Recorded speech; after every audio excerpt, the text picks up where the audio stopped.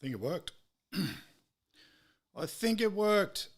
It is 4 p.m. and 20 seconds on Sunday the 18th? 19th. Sunday the 19th of April. G'day, Seshes. Welcome to the Sunday Sesh podcast.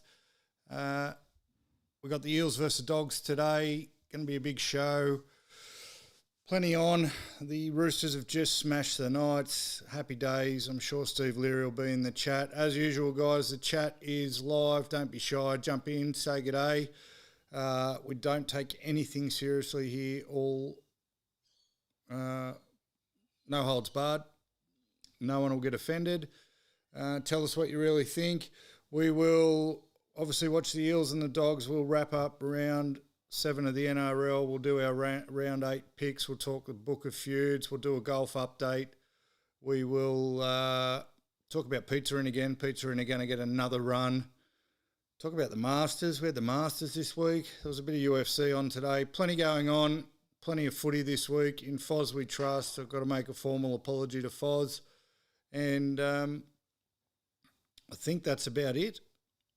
Let's get into it. Footy's about to kick off. Dogs are just doing all their fully sick bra high fives. I've taken the Dogs, but we might have to have a sentimental victory for the Eels today. I'll talk about that in a second. As I said, guys, chat is live. Feel free to jump in and say g'day. And let's rip into it. Apologies, Steve Leary, if you're hearing this and you haven't said hello yet, mate. Sucked in, unlucky to the Knights. Got run down, another tip right for the Sunday session, another tip wrong for you, so unlucky. Look, before we get started on anything jovial, it's probably fitting we're doing an Eels game. I was debating whether I was going to talk about this or not, but I am going to talk about it because it's we're not here to pretend that the whole world's rosy. I've said that 100 times. We're here as an open space for people to be able to talk. It's been a tough couple of days here. I lost a mate to a workplace accident a few days ago. A bloke no older than me with a couple of young kids, under 10 years of age. Fell through a roof at work, brown bread, dead. Massive Eels supporter, Zorbs, so we'll have a sentimental victory for the Eels today. I was debating whether to do the show or not. I've been debating a lot of things over the last couple of days because grief's a weird thing. You never quite know how to take it. You never quite know what to do with it. You don't know what's right in the circumstance. You don't know what's wrong in the circumstance. Everyone has a different way of dealing with things. But I think I've landed on the side of life's got to go on and nothing to be gained by pulling up stumps. So I'm sure Zorba want it that way, so rest in peace, Zorba. I just want to say, though, unfortunately, I've been in a position too much lately where we're burying people my age or younger, fathers, all with young kids and young family.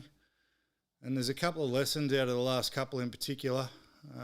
Zorba's the second one in 6 weeks that I've lost to falling off a roof at work. Unbelievable, all in different circles. I was talking to Mrs. Sunday Sesh about it, and I feel like I've got I don't know what the ratio is meant to be, but I've been to way too many funerals for people younger than me with young families, and I think her point was because of the many fingers in many pies that I've got, the different networks that I cover, I know too many people, so it's always going to happen. That ratio is going to be a little bit higher, but common theme throughout is young men doing dumb things, not necessarily dumb things, that's probably not fair, but thinking they're bulletproof. Also having young families that may or may not be particularly well looked after the fact. So grief aside, there's lessons in it for everyone, right? If you're doing a dangerous job, take all the fucking precautions you're supposed to take, for God's sake. We're not invincible, even though we think we are at our age. Zorbs was 40. My mate 6 weeks ago, he was 34. The guy before that was 28, and the guy before him was 29. We're not invincible. And it only takes a split second for things to go wrong. No one goes to work every day thinking that they're not going to come home. I get that. And in my younger days would have been guilty of doing many, many silly things that could have gone very, very pear-shaped. But, man, there's more people involved. And the other thing is, men, get your shit in order. Get your wills sorted. Get income protection. Get life insurance. Zorba might have been all right, but my last mate, he wasn't. He left nothing sorted. So the family's scratching and clawing to put food on the table for the kids. They've lost their main provider. And because we think we're invincible and because we think nothing bad's ever going to happen to us, we leave all that shit. We don't even think about that shit.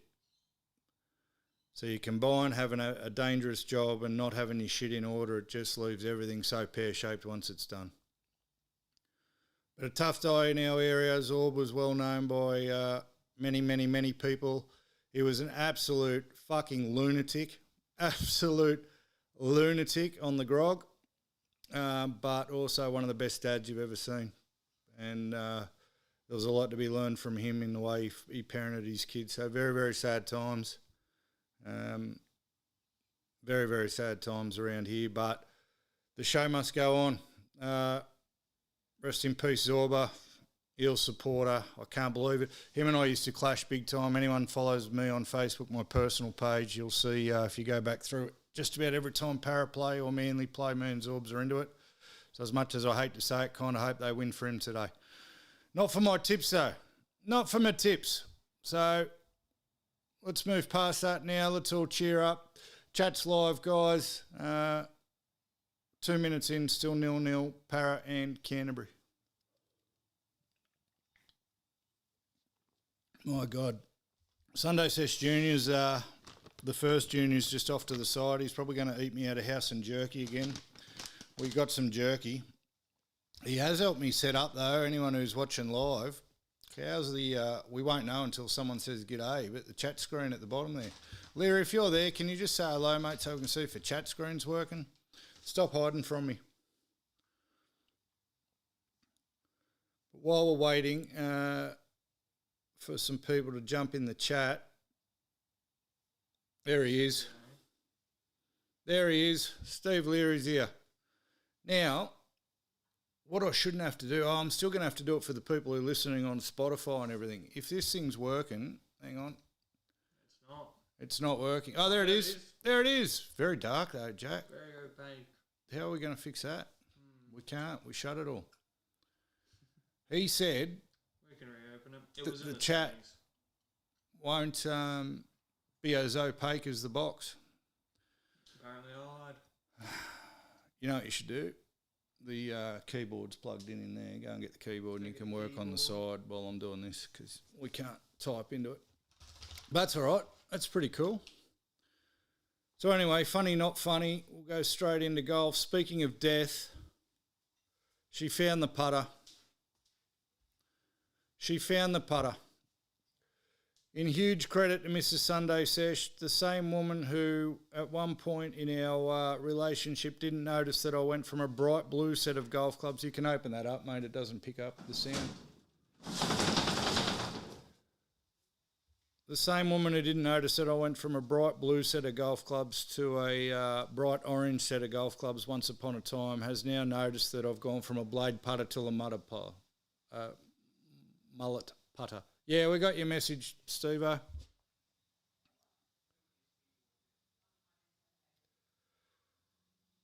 It's on the screen. It's just the text is very opaque, which Sunday Sesh Junior said it wouldn't happen. So anyway, invoking the Shane Flanagan rule, I'm going to blame Zorba in a moment of weakness on Friday because anyone who listened last week, the whole plan was to wait till they called me to say the putter was in and then wait 48 hours because we did not need this putter. We 100% didn't need this putter. And they never called me. We got a week in. It got to Friday and I still didn't have a phone call. But I was walking around a bit sad and a bit sulky and can't have a beer. I couldn't have a beer. So a bit of retail therapy. And I managed to somehow, instead of driving to the pub, drive to Drummond. And long story short, walked out with the putter that I wasn't going to buy by the time we finished the podcast last week. Wasn't going to buy it, walked out with it. I'm invoking the Shane Flanagan rule, not my fault. Oh, Para. Oh, that was a good catch. 100% Zorba's fault. So we got a new putter. So anyway, I hit it for half of Friday. And hang on. This is going to distract me. Bluetooth. Magic keyboard. No, it's not turned on. There you go, Tom. It's on. Go now. There you go. He's going to mess with that while I mess with this. So walked out of Drummond with the putter that I didn't need. And Press the escape button. The back button, not the very top there. you're ruining it. There we go. No, So edit this thing. Click on it again. Settings. And then, nope. Position, size and style. Opacity. That'll do. Awesome. That'll do. We can see. Awesome.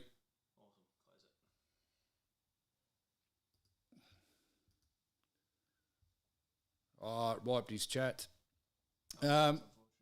So anyway, walked out with the putter, got it home, hit it straight away because I didn't know how this was going to go. But was also quietly confident that on past form, Mr. Sunday Sesh wasn't going to pick up on the fact that we'd walked home with a new putter. Anyway, so that night, got really cocky Friday night, brought the putter out into the land room, started putting with it, nothing said. Now, Sunday Sesh Junior, who's sitting here beside me, he knew the gig because he'd listened to the podcast last week. He knew what was going on. He said, oh, man, that's risky, getting the putter out in the lounge room. And I went, well, if I'm going to run it, I'm going to run it. Blame Zorba. Anyway, nothing said. Hit about 100 putts. Nothing said. We're off scot-free. We're going to get off scot-free with the putter. Grangey's in. I'm going to talk about you in a second, Grange. Fucking hell. Grangey's a Tigers supporter. Grangey, Steve Leary in the chat is a mad Knights supporter, so stick it up him because the Roosters just flogged them. For fuck's sake, trust the fade. My God. So anyway, I've hit 100 putts on Friday night. Nothing said. I'm getting off scot-free. I'm getting away with the new putter. There's no doubt about it. Next morning, there was an opportunity potentially as soon as I finished work to sneak down to putting green and practice with said new putter on actual grass because I had to decide whether I was going to use it today or not in my round. Got the putter, got me ping hat, sitting beside the front door. Love you, babe. See you, babe. Off you go. She stops me. She looks me up and down. She looks the putter up and down. And then the magic words. Did you buy a new putter? Did you buy a new putter? And I had nothing. All week I worked on excuses. Watto was not in a podcast, but he said, mate, just tell her you've had it forever. She won't even know it's new. I thought that's a bloody good idea because I did have a mallet putter once upon a time. I could have just said, no, it's not a new putter. You know what? I folded hard and said, yes, it's a new putter. And then I waited for the barrage. The cannons pointed at me. And you know what happened? She said, you're an idiot, which you would expect, right? So it started off exactly how I expected. You're an idiot. And it's not why you think you're an idiot. It's not because of the money, you idiot. You're no good at golf. A putter's not going to help you. Sunday Sesh, Mrs. Sunday Sesh is into me. You're no good at golf, a new putter's not going to help you. So following on from last week when the 10-year-old just told me to get a fucking tattoo, I repeat, I've got no friends in this world. So then she goes on about how putter's not going to save me. All the problems are in my head. And I'm going, yeah, Stalin, I know. But ChatGPT told me that it didn't matter how many problems I was having in my fucking head, this putter was going to solve them. And Rory just won the Masters with it. Rory just won the Masters with the same putter. So anyway, instead of getting fucking torn a new arsehole for spending $400 on a new putter that I didn't need, I got torn a new arsehole for being shit at golf. And all credit to her. All credit to her. And you know what else is credit for? The same woman didn't know that I went from bright blue irons to bright orange irons, but she's picked up the difference between a mallet and a blade putter. And I was fucking astonished. And I said, babe, you know what? I'm proud of you. I'm proud of you. She goes, what for? I said, you've managed to pick up that I got a new putter. She goes, oh. I said, you didn't pick it up last night when I hit 100 putts in front of you. She said, well, I noticed that the grip was white. My other putter got a red grip, a red Deadpool grip. So I wasn't subtle about this. I was about as subtle as this as Mitchell Moses is about going and complaining to the ref. Which just reminds me, any of you guys drinking, you get to have a drink every time Moses complains to the ref, and you get to have a drink every time Galvin short balls to fucking Jacob Preston. I reckon yous are going to be hammered. So anyway, I said, babe, good on you for fucking, you've grown. And it tells me she's learning something about golf. She said, oh, I just thought you'd bought a new grip to start with. I noticed the white grip last night, but then I thought, hang on, why would you buy a new grip? You love your Deadpool grip. You went to so much trouble to get your Deadpool grip. But then now I've noticed the nice shiny new cover, and it's a lot bigger than the other one, isn't it? It's a lot bigger than the other one. It's triple the size. And I was fucking busted. And the Bulldogs are in. 4-0 Dogs. 4-0 Dogs. So anyway, she found the putter. And man, I kept winding her up. I kept going and going until she finally cracked, and I managed to take a photo right at that exact time, and I sent it to a few of the boys with the caption, found the putter. It was quite funny, but good on you, babe. I'm proud of you. You've grown. You know the difference between a blade and a mallet. And now I have a new putter that I clearly don't need and I clearly can't use. I'm so glad that Jared Grange is in the chat. So glad. Because I took said putter to golf today. I hit, I don't know, 200 balls at home, couldn't miss. Went down to Everglades on the putting green. Missed a few, but all in all, great putting display with a new putter. As I said last week, changing from a mallet to a blade isn't just changing putters, it's a change of lifestyle, completely different, completely fucking different. It's like speaking a different language. I'm telling you, the Dogs are a better team without Stephen Crichton. 100%. And Bronson Cherry, who they wanted to move from the left to the right, is a fucking great left centre. So anyway, golf today.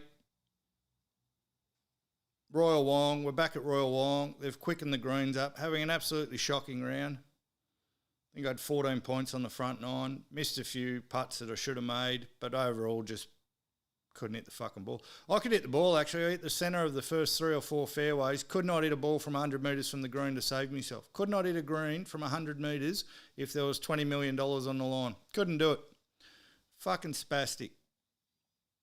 And then we get to the greens, and that's another problem. So the putter didn't work as well as it did on me carpet, and it definitely didn't work as well as it did on Everglades fucking practice green. It was a pretty average putting display, wouldn't you say, Grangey, if you're still in the fucking chat, mate? Wouldn't you say?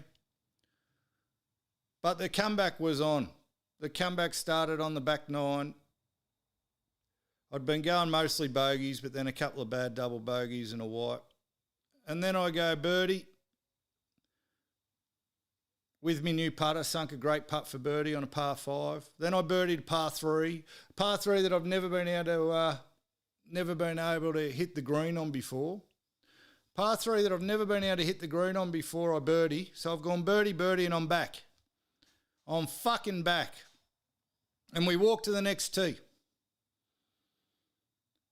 And this fucking bloke, the Jared Grange, that's in the chat right now, this fucking par 5, which should be a birdie at very least every chance we get. The last 3 times I've played it, I've had an eagle putt. You don't need to take driver on it. You really fucking don't need to take driver on it. It's a short par 3, par 5. It bends around to the right. It bends around to the right. I've got a slice/fade. I've been fading it all day. But on this hole, if you fucking slice it too far, you're out of bounds. So, stupidly, I get to the tee and I go, yeah, fuck. And I blame Jared. I said, oh, mate, the only reason I take driver on this hole is now because of you, because that bloke can bomb it. I don't often play with people who can hit the ball further than I hit the ball, and he fucking bombs it. Absolutely bombs it. I saw him take the quarter on this hole one day and I went, oh, that's fucked it for me. Now I've got to take driver. But today I'm like, maybe I shouldn't take driver. And Grangey in his wisdom says, you know what, mate, every drive you've hit today is faded. Just hit your fucking driver. Trust. Trust in your fade. Just trust. So, righto, I'll trust in my fucking fade. I trusted the fucking fade about 100 metres into the national park. I've gone birdie, trust, because Jared Grange told me to. I'm invoking the Flano rule. Para's over in the corner, Fox is in. I'm invoking the Flano rule of not my fault. I fucking trusted my fade 100 metres right into the national park. And then this bloke says, well, mate, you just got to trust and you got to execute. He never said execute before I hit the fucking ball. He just said trust. So the comeback was on, birdie, then I couldn't get back. Bad wipe, wiped that hole. Still came home okay. But thanks to Jared Grange, only ended up with 33 points. And Grangey, I don't know, I think I told you on the golf course today because you were blowing up about a few of your shots. Nothing's our fault anymore. As long as Shane Flanagan still has a job, nothing's anyone's fault anymore because nothing's his fault. So we're invoking the rule of Flano. So as far as the tattoo bet goes, somehow, some way, that 33 points today was still going to be a green flag for me. It won't move the needle much. I might go from a 15.1 to a 15, maybe a 14.9, but it's not enough. We've got to get moving. And my shoulder is hanging on by a thread. I just got my MRI back, my results back after golf. Doesn't look good. It's hanging on by a thread, but the tattoo bet's more important. So we're going to roll with the tattoos, but we've got to get a move on. Oh, fuck. How are you, Steve Leary?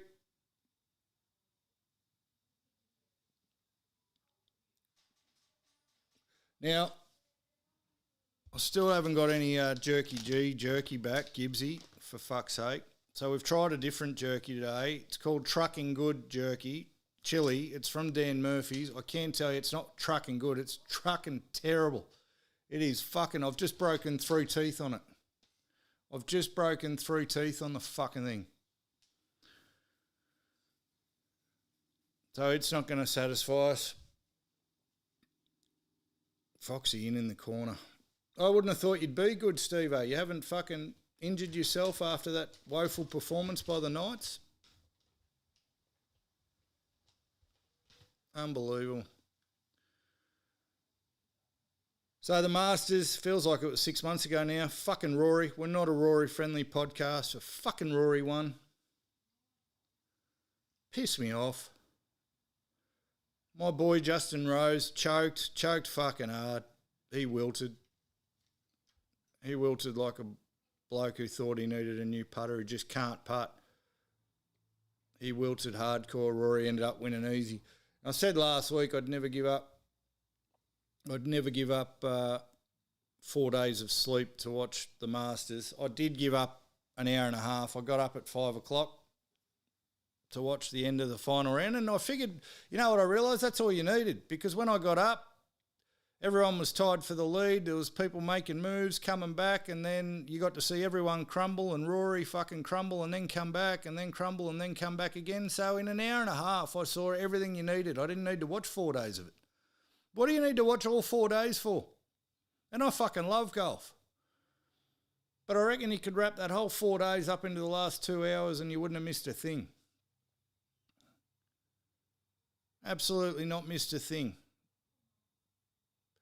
Fucking Justin Rose, I thought he was going to do it. J-Day went well, and then till the last day he folded. He's fucking going good though, Jason Day. I like him.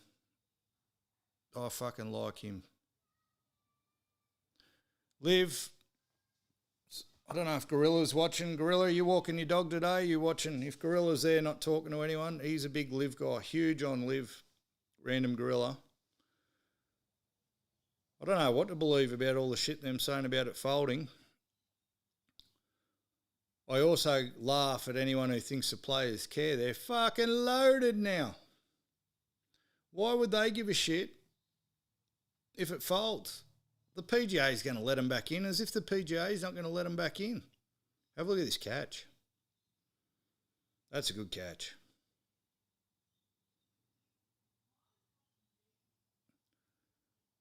$22 minutes left. Para 6, Doggies 4. Doing it for Zorbs. Doing it without Stephen Crichton, the Dogs. They don't need him. They 100% don't need him. Granger, you still there? Are you a Live guy? And what do you think of the Masters? Rosie didn't trust his fade, I can tell you that much. Fucking didn't trust anything. What's the computer game golf they play now? Well, TGL, I think it's called, the Tigers Golf League, but Tigers not playing anything at the moment. He's busted.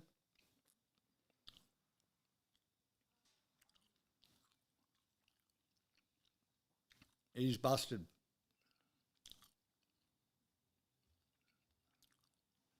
I'll tell you what, Leary.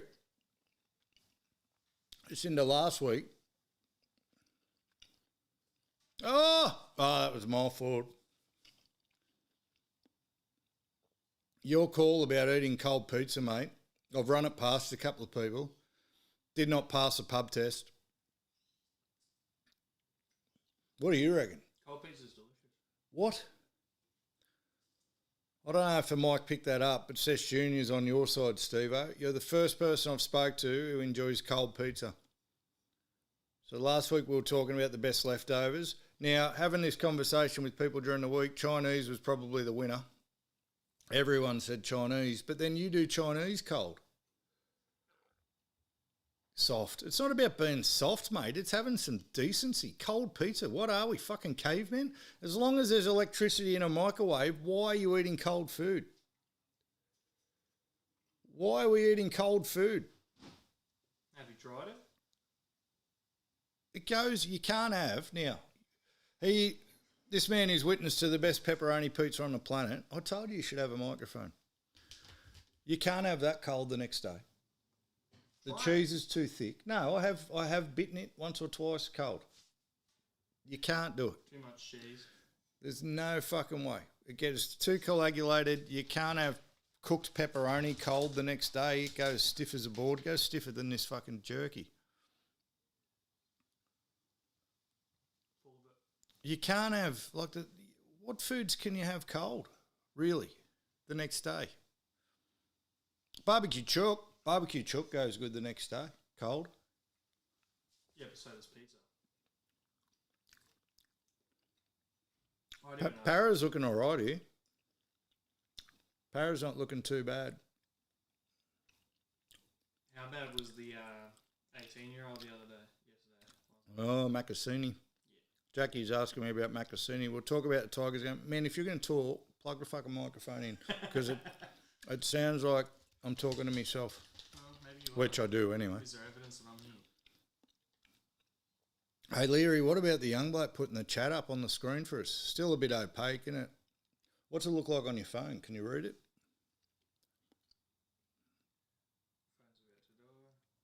Get Chinese. Yeah, no, I agree with you on the Chinese.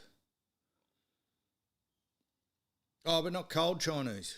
No, I have had it, but I still reckon there's a difference between it being okay cold, but saying it's better cold than reheated is just fucking ludicrous.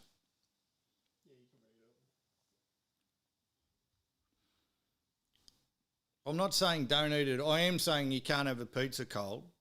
Oh, you know what pizza you can have cold? And we've got some in the fridge now, is ham and pineapple. You can't have that cold the next day because the pineapple keeps it fucking moist. There's a moisture problem with cold pizza. True or not? That's reasonable. That's reasonable. Sunday Sesh Junior says it's reasonable. Okay. Oh, he's clarified himself. Thank God. I thought you were a lunatic. Oh, now you're not saying. Oh, so they've both backtracked. I'm not saying it was the better. two big units. The two big units have backtracked. You're not saying it's better, but it's good. All right, that's all right. Because if you're saying it's better, you need your fucking heads read. Now, I'm hoping this is the last time we ever have to talk about them.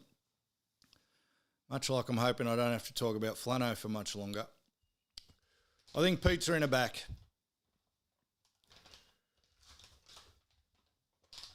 I don't order Chinese and let it go cold. Steve Leary's just said in the chat, I don't order Chinese and let it go cold. I don't reckon you let it get to the table.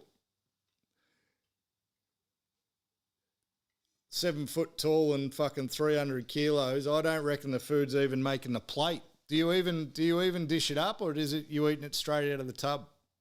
You tipping rice straight into the tub, I reckon, or you mongo bongo. Fucking funny. So, Friday night, I was on fire on Friday, obviously, morning Zorbs, and then buying the putter, and I thought, why not fucking just run the risk again. Friday night, rice in the tub. Rice in the tub. I was right. So I thought we'll run the risk with pizza in again. This time though, didn't think about it and didn't ask the question of the family. This time I didn't act unilaterally. This time I consulted the fucking United Nations of family and got the all clear to open the Straits of Hormuz to fucking pizza in. Oh, doggies and Hillary in. And but it was 10-5. And the tip I had was you had to order between 3 or 4 to get your order first. So 10-5, we had to run the risk that we still weren't going to get fed till after 7 o'clock. Anyway, I text Leary. I actually put a fucking thing up in our Instagram story. I was going to time it on the socials for everybody, but then my missus kindly pointed out that I'd put my home address there and hadn't deleted it, so I had to take that down. But anyway, 10-5 ordered. Set on the docket, expected delivery time 6:10. I backed him in. Steve Leary didn't back him in. Steve Leary gave him no chance. And technically he's right, but he was thinking longer. 6:19. Can we have a round of applause for pizza in? 6:19. Pizza turned up. It was hot. It was fresh. It was fucking delicious. And I think until further notice, pizza in a back. They're back? I mean, the amount of times you've cancelled orders mid-pay, I'm not sure. No, but you can't. See, with the new system, I need to see more evidence. With the new system, I can't cancel it because I've already paid for it. True. That was the whole, if anything was going to go wrong, yeah, it wasn't 6:10. Steve Leary's just written not 6:10. I fucking said that. Technically, you're right. But you also didn't back it. You didn't think it was coming at all. Like a woman. Like a woman. You're too young for that, mate. Block your ears. Oh, no.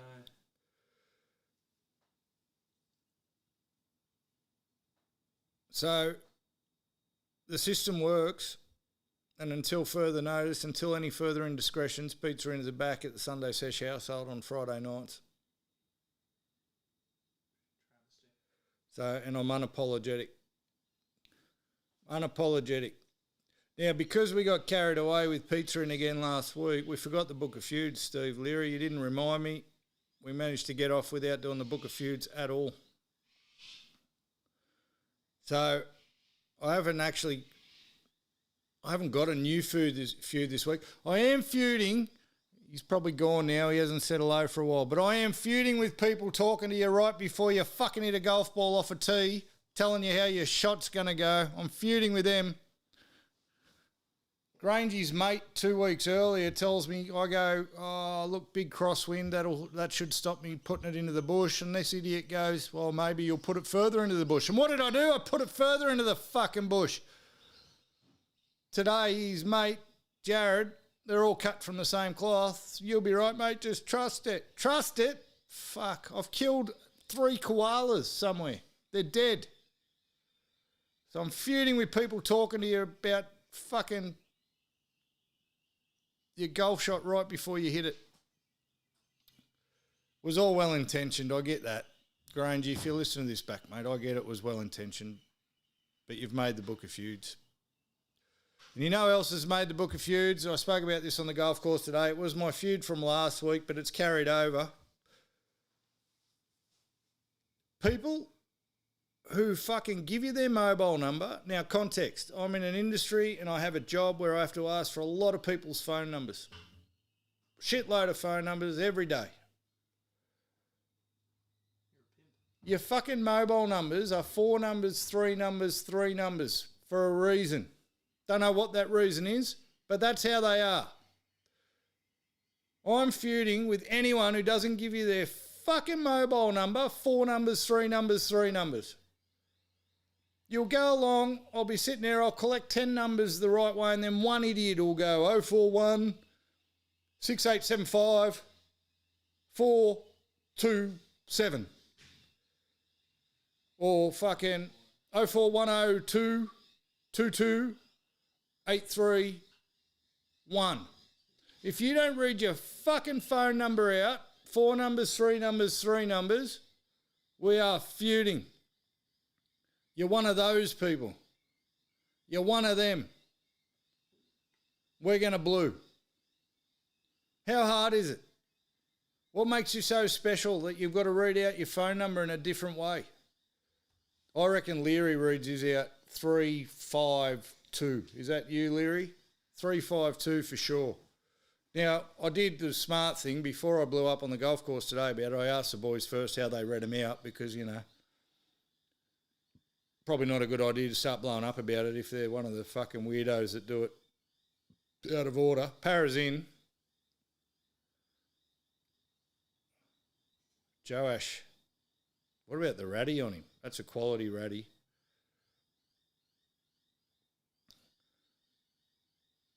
$10-4. But I'll dead set on a Saturday, I might have 20 people at an open home. Not now, but when the market's going all right. And fucking 6 people will give you their phone number right. And you got to type it in pretty quick because there's people lined up. And then one fucking moron. One moron will go 04. You go, yep.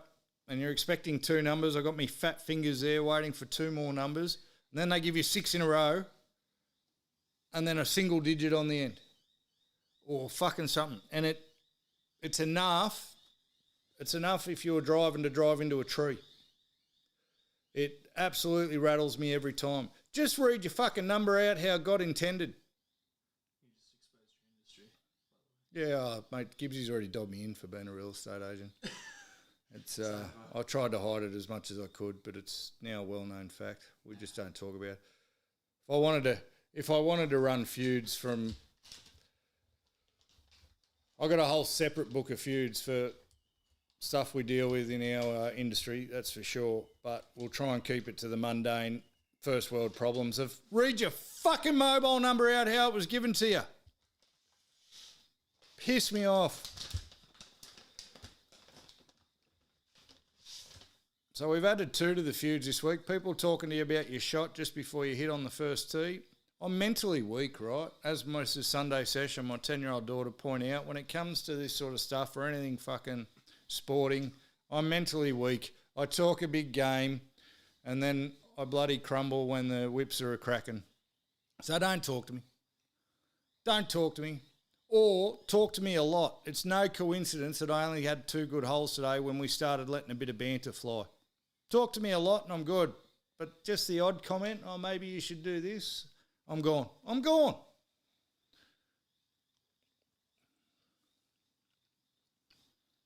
Speaking of which, speaking of gone, Rishi, who still hasn't graced us with his presence on here, but talks a big game afterwards. I got a 6-point PowerPoint presentation from him last week after he listened to the podcast. When you replay it, I was nothing but gracious in defeat. Yes, I claimed that I made him a better golfer, but apart from that, I said he played well, I said he killed it, and I said I couldn't beat him. A more magnanimous defeat you've never seen. Anyway, phone goes bing, it's Rishi. 6 points. All very carefully crafted, blowing up about how I didn't take any responsibility for my loss and how I give it to him. So I'm like, first I questioned it. I'm going, fucking hang on. So I listened back and I'm texting him going, mate, it was nothing but gracious. Nothing but gracious in defeat. But anyway, fuck you. As a point, my point back was, fuck you. So anyway,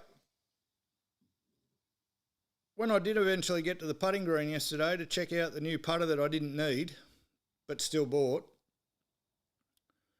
Everglades is Rishi's home club, and that's where he does it. That's where he beats me. That's where I haven't been able to beat him. I get to the putting green, and who should be there but Rish? Rish is playing comp. As I turn up, playing 170 metre par 3, sticks it to 4 feet from the pin. And I'm going, fuck, he's still playing well. But then he comes off the green carrying on like a good sort. His playing partner lets me know that, no, he's not playing well. That was probably his only good shot that he did all day. And he'd wiped the hole before, so thanks for dobbing him in. Perfect. Anyway, give him a high five, give him a hug. He walks off to keep playing. And then about half an hour later, he comes back past because of the way the course is structured. And he puts it 4 feet from the fucking pin. And I've got him on video. I put it on my socials for anyone who's following on Instagram or Facey. It's on there. I'm videoing from 100 metres away, so I zoom in. Sinks the putt. Knows I'm watching. Sinks the putt. Does a bow. He then finishes the round. I check his score. He's had 26 points. 26 points. So I already had all the evidence I needed, but there was undeniable evidence that the man only plays good golf if I'm around. If I'm in the general vicinity, because the universe hates me and clearly loves him, he's a fucking Parramatta supporter, by the way. Only good golf when I'm involved. I don't even have to be playing with him. I've just got to have my mere presence. And I texted him afterwards and I said, after I saw his score, I said, just saw your score. When are you going to admit that you need me? And anyway, lots of back and forth, lots of rubbish. Couldn't have an adult conversation with the bloke. Today, 8 o'clock, I get a text message from him while I'm struggling. And it's him being a bit cocky and it says, just playing with the one of the ladies that we played with the other day. If everyone remembers, we played with 2 80-year-old ladies who I couldn't get past on the first tee for 4 shots. They said, where is it? One of them asked where the big baboon is. He's trying to be funny. Now, there's a very good chance they did ask where the big baboon was. Anyway, don't hear from him again till 20 past 11. 20 past 11, I get a text message. It says, all right, you win. I need you. He needs me. He can't play golf without me. And if you're listening to this, Rish, good on you for owning up to it. But tough shit, mate. I'm mentioning it here. And then I said, how bad do you need me? Because your score hasn't come through. He said, need in capital letters. And I had to wait. And about half an hour later, his score came through. 21 points. 21 points. He cannot play golf unless I'm there. The bloke cannot play golf unless I'm there. Para's in again. 16-4. Doing it for Zorbs. Let's go.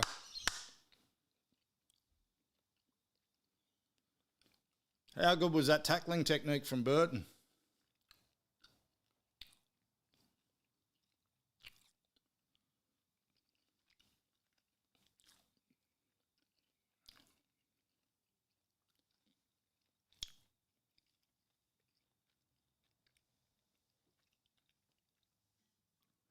Burton nearly knocked himself out on the bloke's hip. How do you get to... You know what I don't understand? Coming from a bloke with 0 NRL games to his name, how you get to the NRL and still put your head on the wrong side in a tackle? Someone explain that to me. It's the first thing you're taught.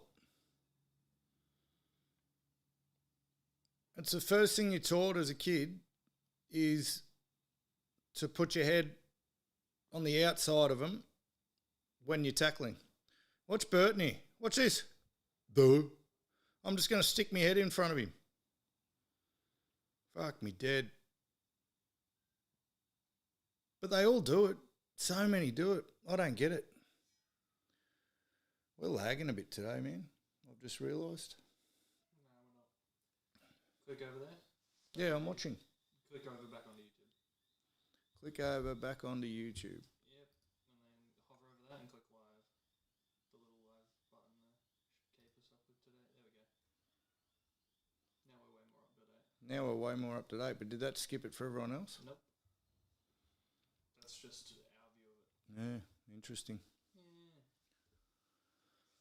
Yeah. Did you ever play Steve Leary? And it'd be easy to say with your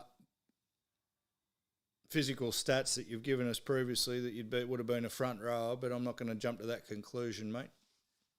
I haven't seen a photo of you. I reckon you got a head like a front rower.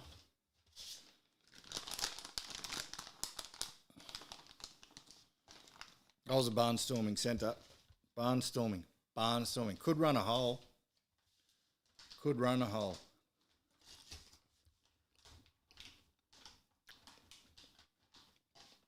What position?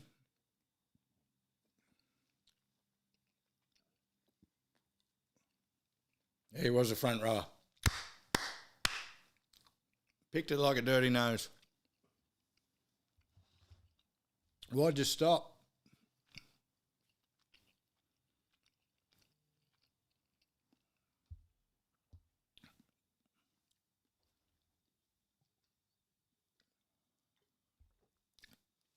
Two minutes 30 to go till halftime, 18-4 para.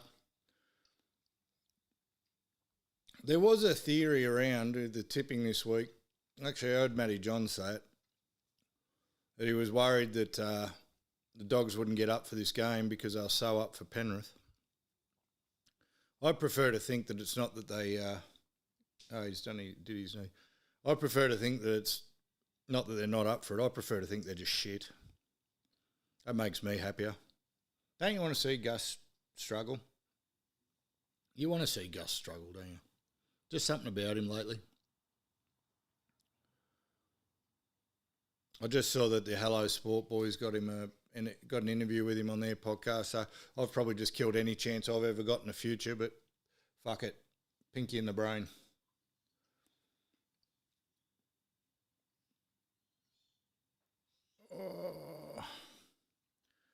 Steve Leary's just said he played to 19 knee injury and then got lazy. It'll happen. 19's I think 16 to 20 is the black hole. If you don't make it past 16 to 20, you're not going anywhere. Very easy at 19. Because then work and shit takes over. You got to worry about getting injured for work if you're not making a cross playing. it was worth it for me to keep trying. I was at a fairly wealthy, even the local club was fairly wealthy. We were getting $600 a win. So there's a wage in that. At my age, at 18 years of age, $600. If worst case scenario you couldn't work, you were still you're still paying the bills. You're still paying the bills. 44 seconds to go till half time. No Quiz Brown this week. Jeez, he was full on the chat last week. I was hoping he'd get back in.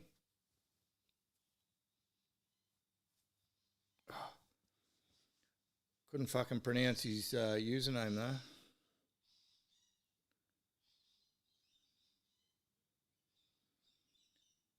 Fullback for Paris having a good dig, isn't he?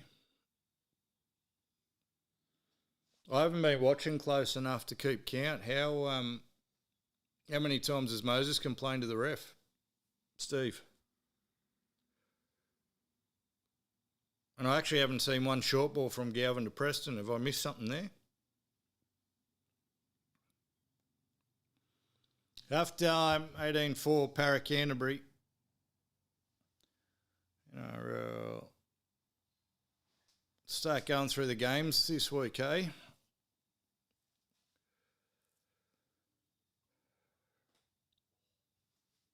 Oh, we've got to start with an apology. One short ball or one complaint to the referee? He's letting everyone down.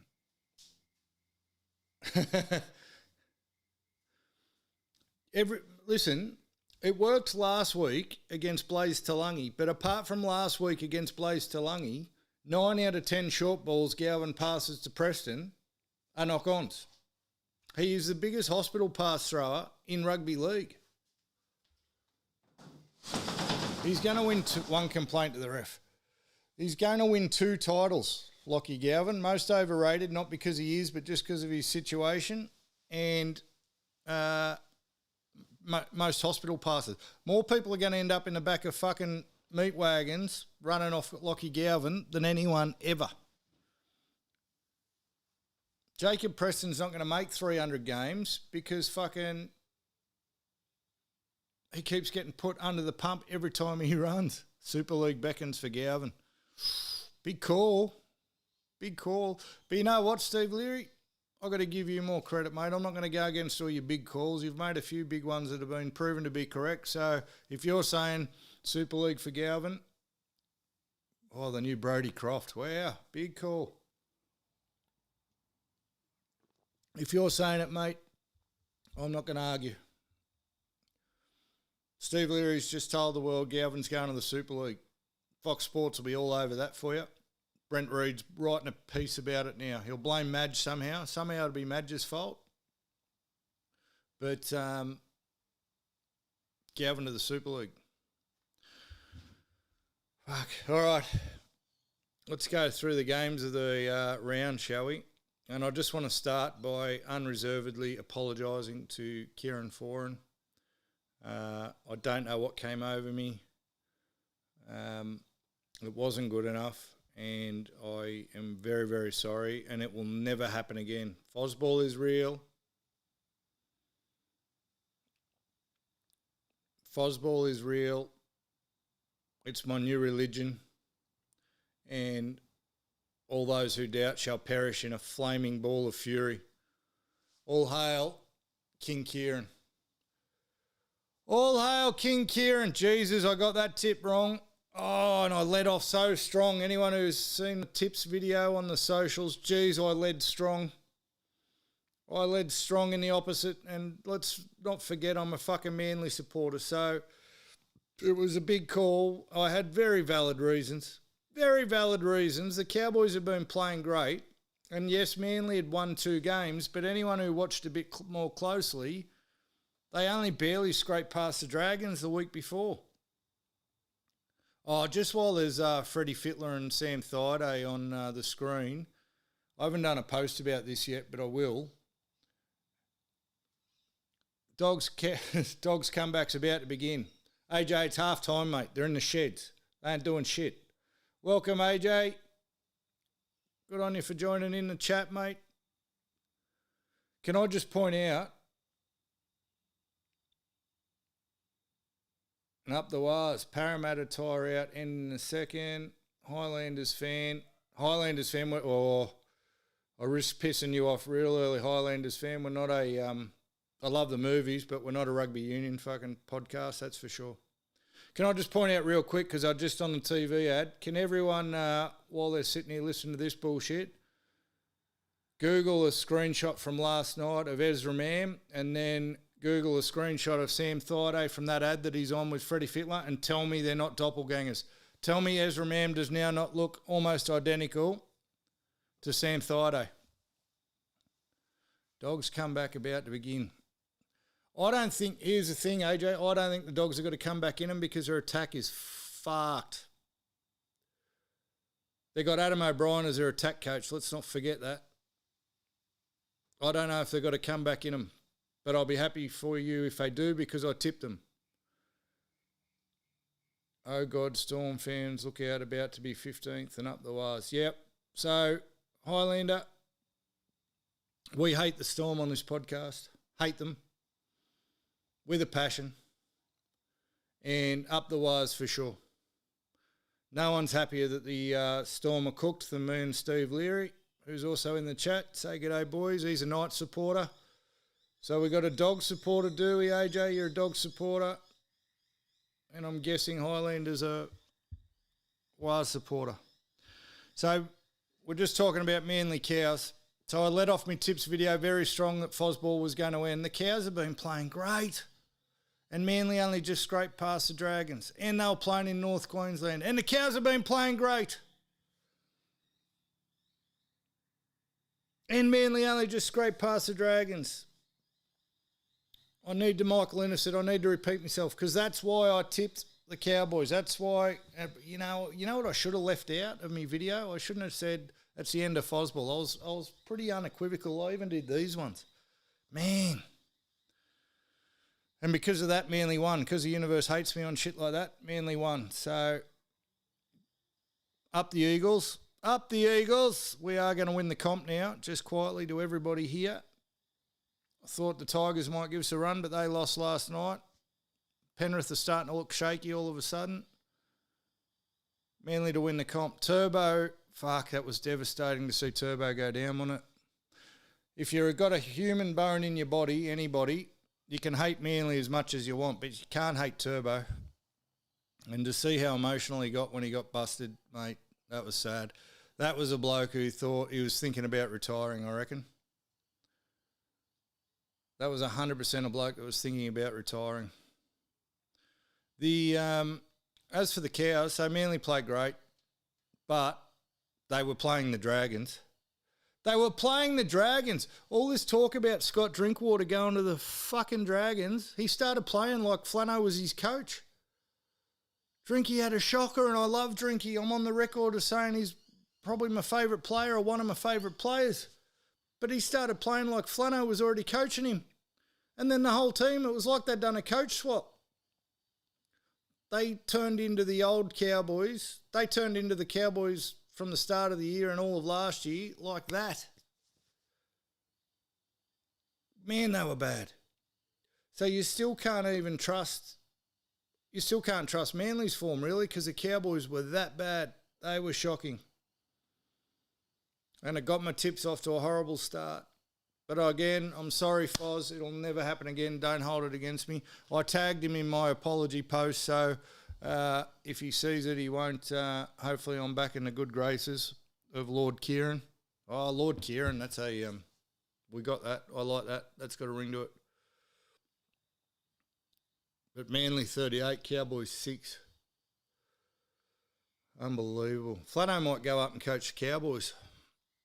That'll be good for him. All right, Milk 26, Storm 22. The Milk are back. Don't know why I care so much. I've said that 100 times on here. For some reason, I've got a soft spot for the Milk. And they fucking beat up the Storm. I know the scoreline doesn't say it, but they were dominant for large parts of that game. Hugely dominant. Got a few issues now. Huddy Young suspended. Bit of grubbery from Huddy. if I was still doing the grubs in the power rankings, which they might have to come back, Huddy would have got a start by now. He's a hair puller. He's a hand stomper. He'll knock your block off too. And again, ADD, they just cannot. You can't trust them. I reckon you're a bit of a punter, Steve Leary. You're safe as houses. If you think the Milk are going to win, you're safe as houses picking a margin of between 2 and 4 every single week, I reckon. Every single week. Can't remember what the score was from South the week before. I know they were up a lot, but South came back hard. There was only 4 or 6 points in that. But how good again to see the Storm. We say it every week on here. It's so good to see the Storm battling this hard. And they're out of ideas, and Craig Bellamy said as much. Bellyache said in his press conference that they were out of ideas. He actually started asking reporters if they had any ideas. It's tongue-in-cheek, I know, but I've been saying it since they started losing. They haven't evolved their attack. Other teams are getting better around them, and they can't keep up. They just look, Munster's not playing well. They haven't got the grunt in the middle. Ukamanu goes good for a little while, but then fucking gets grubby. He gets grubby and loses the plot. They're ill-disciplined. They're in a lot of trouble, the Storm.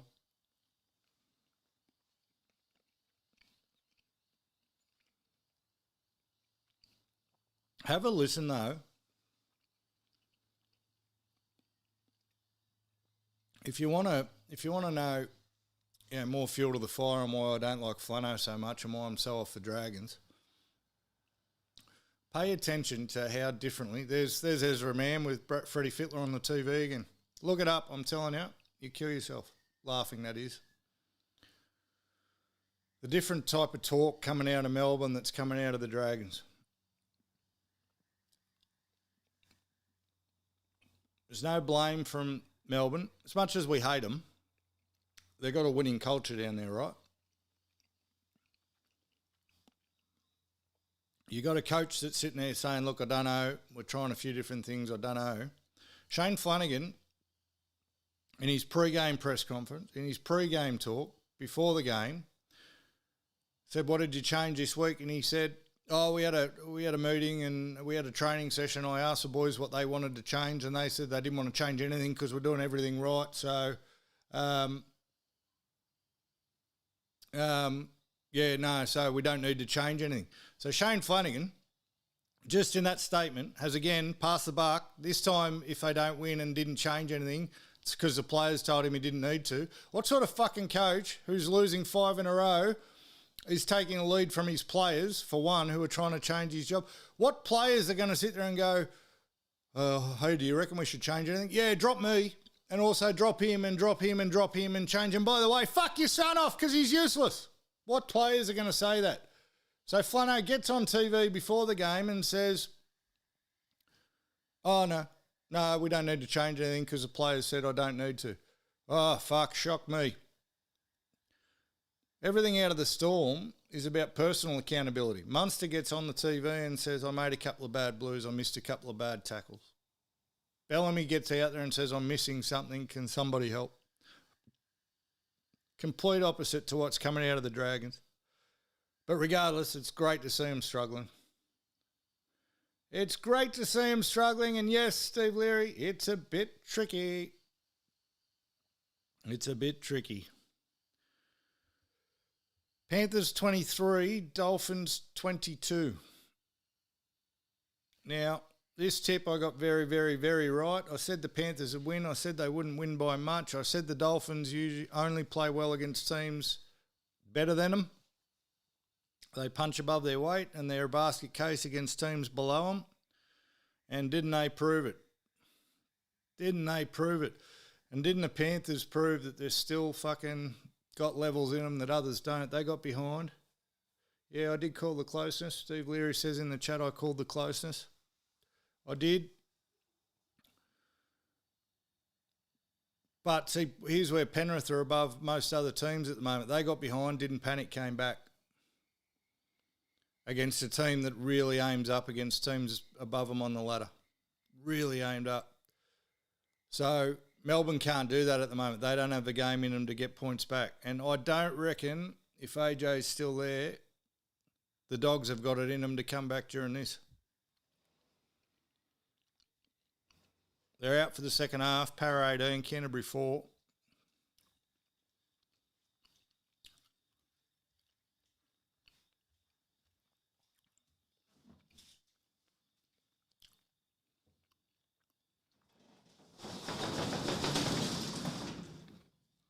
What about the bullshit? Can I just say, we're going too far with graphics, don't we?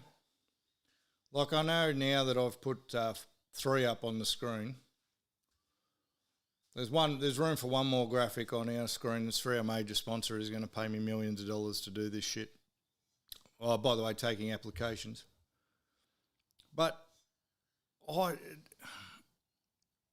they're going too far with all these graphics in footy now. The momentum tracker, what a load of shit. And the try predictor, also what a load of shit.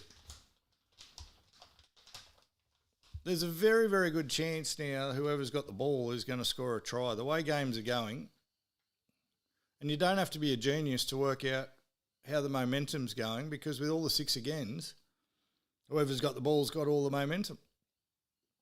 We're going too far with graphics. There's more things to sell to sponsors. Yeah, well, that is more things to sell to. Sunday Sesh Junior just says it's more things to sell to sponsors. I get it, but it's a bit fucking. How's he going? Quiz is here. Quiz Brown. He's going to make me talk with a lisp again. Fuck. Can you change your username? Quiz. Hello, mate. How are you? In Flano, we trust. You can fuck off. You don't have to trust in Flano. He's unkillable, the bloke. He's unkillable.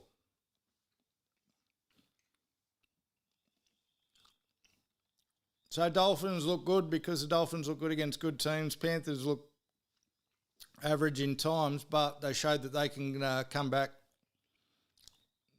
cool, calm and collected. And that's a bit the Storm are missing. So if the Storm get down by 12 like the Panthers did, they're not coming back, which they're showing. Panthers know that their system will carry them. Hey, something I meant to talk about before we go on to the next game. Talking about graphics being too much and a bit cheesy. How do you go with reality television? What's your secret little treat that you give yourselves? The boys on SEN and that are mad on maths. I won't watch it. I will not get on the maths. Not a chance in the world. But I am a Survivor fiend. I'm a Survivor fiend. I admit it. Cat's out of the bag. In Survivor, we trust as well. And the Survivor finale was this week as well. So we had the Masters and the Survivor finale. Tell me, some of yous.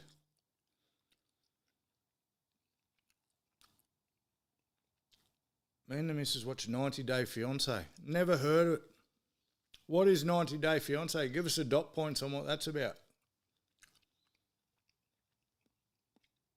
Survivor's the bomb.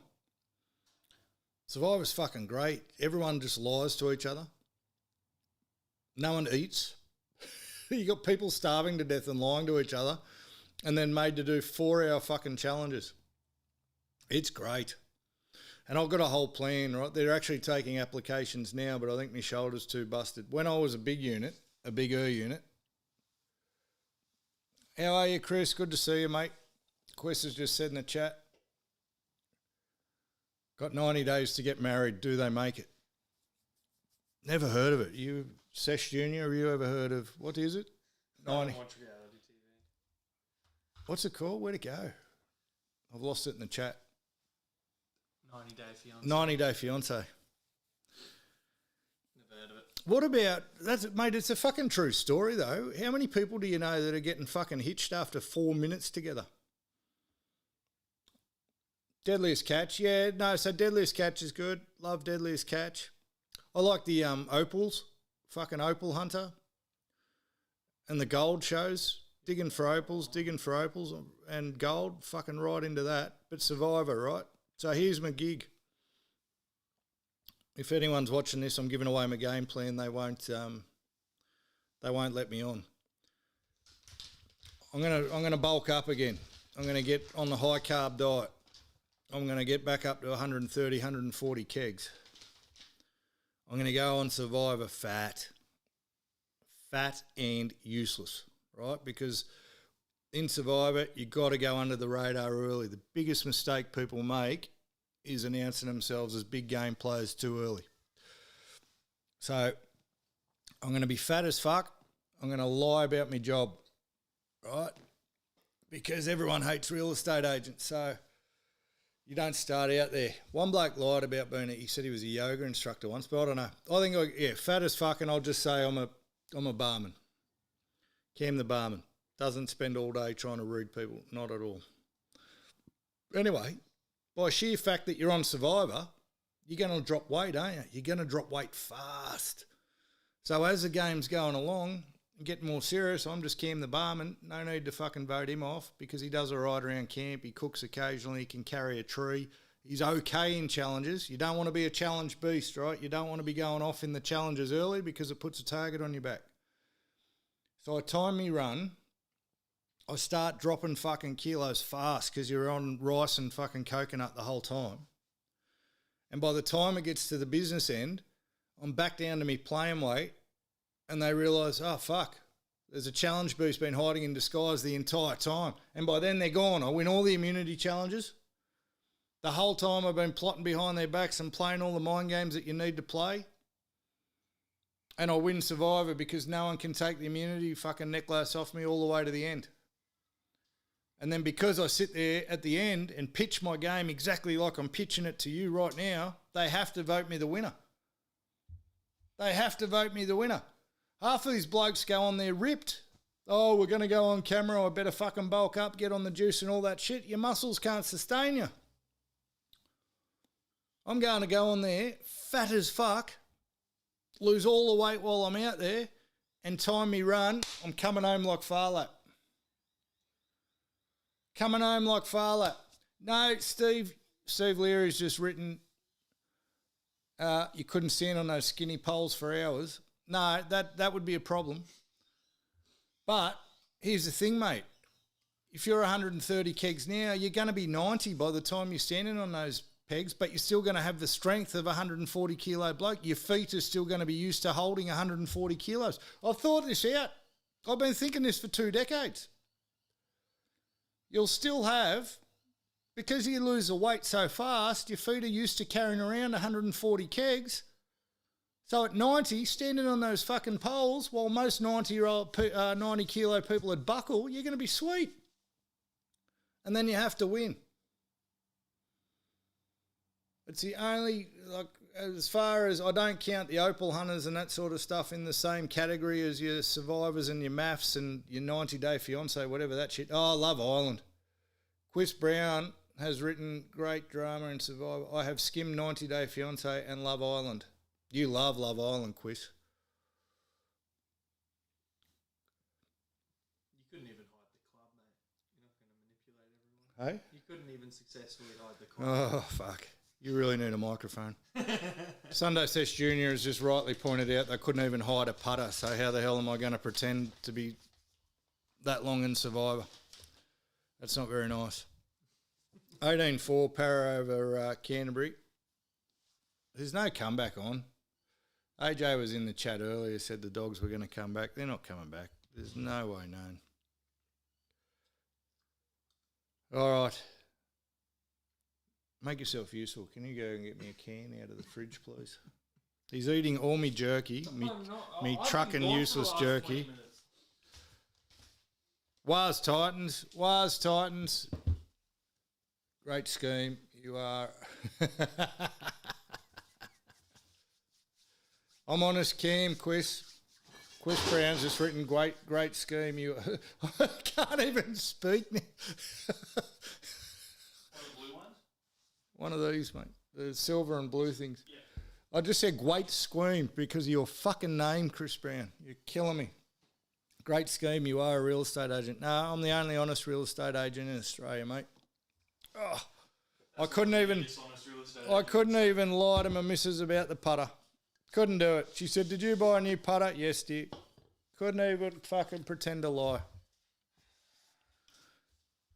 So the trick with having a fake job on Survivor is you've got to have done it before so that you can play the character, you know all the questions.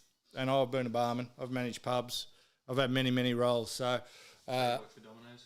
I work for Domino's too, thank you. I could play the barman, I know how to pour a beer, I know you've got to pour a schooner in 2 pours. Anyone who doesn't pour a schooner in 2 pours is in the Book of fucking Feuds too. 2 pours for a schooner, absolutely.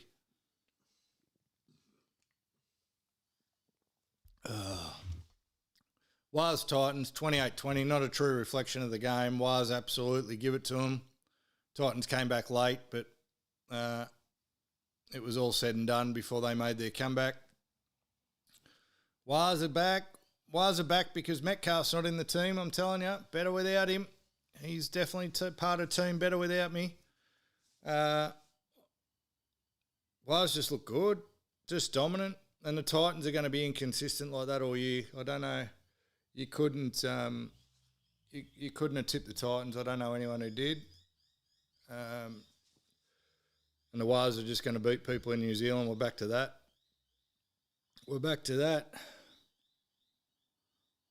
Now. Oh, fuck. Burton's away.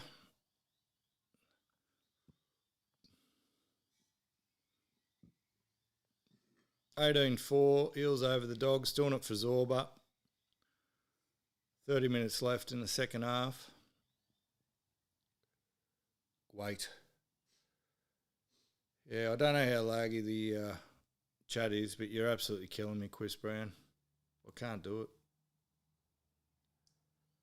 Like 10 seconds behind. I'm glad you're here though, mate, because you yeah, good pass by Galvin. Look at this. Get off me jerky, mate. Killing me. I'll fight you for it. Good pass, Galvin. Great pass, Galvin. It's because it was longer than 3 feet. He can only throw short balls to Preston.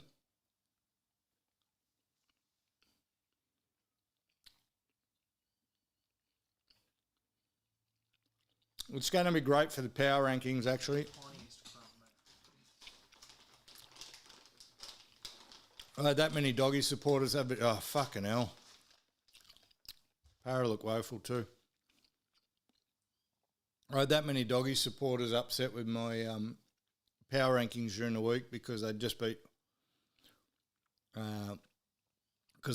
Penrith and I had them on fraud watch. Well, guess what, baby? Guess what, baby? If they lose this, they're going straight down to frauds. And I was right. Fucking very aggressive Dogs fans. Very aggressive. So, Wales and Tigers better without Metcalf and Luai. Yeah, 100%. Look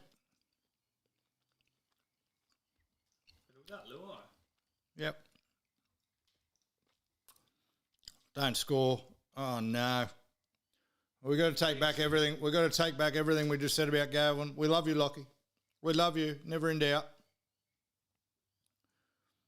Pipe down, idiot. You just threw a ball along the ground.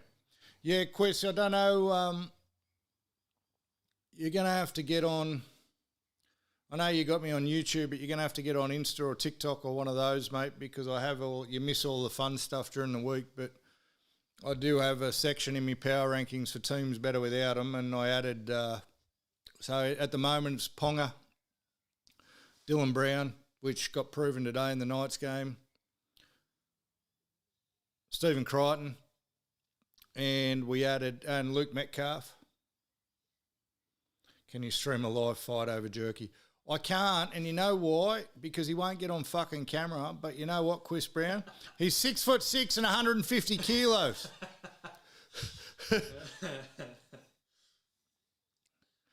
He's 6'6" and 150 kilos, so we're not going to fight over jerky because he won't just bash me, then he'll eat me. He's already got a broken arm. And I've only got one arm. So fuck me. I'm no good. He's 100% taken the fucking title. I held the title belt for as long as I could. The funny thing is the skinny little fucking 14-year-old's trying it on too, but he's still got a long way to go. I'll rip my bad arm off and beat him over the head with it still. He's got no chance. But the big fella beside me, if he really wanted to steal my jerky, I can't stop him.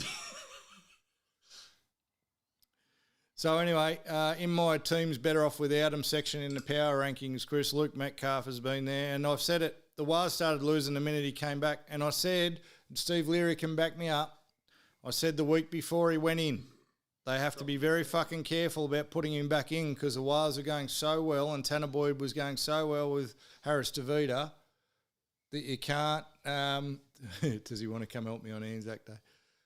That you can't just send players back in because they're your best players. You've got to actually think about this shit. And the Waz didn't think about it and they lost 2 games straight away. Luai, if the reports are true during the week, or maybe they were just trying to pump him up, Luai apparently said to Benji, don't play me if you think the team's going too good. I would have fucking sat him. I would have started with Cogger and Dewey, and if the game was going no good, bring fucking Luai off the bench as 14. That's what I would have done. Because you're just changing a winning formula for no real reason. So Steve Leary wants to borrow, I don't know if he wants to borrow Chris Brown or Sunday Sesh Junior. But Steve-O does security, mate. So can you go and help him be a bouncer on Anzac Day?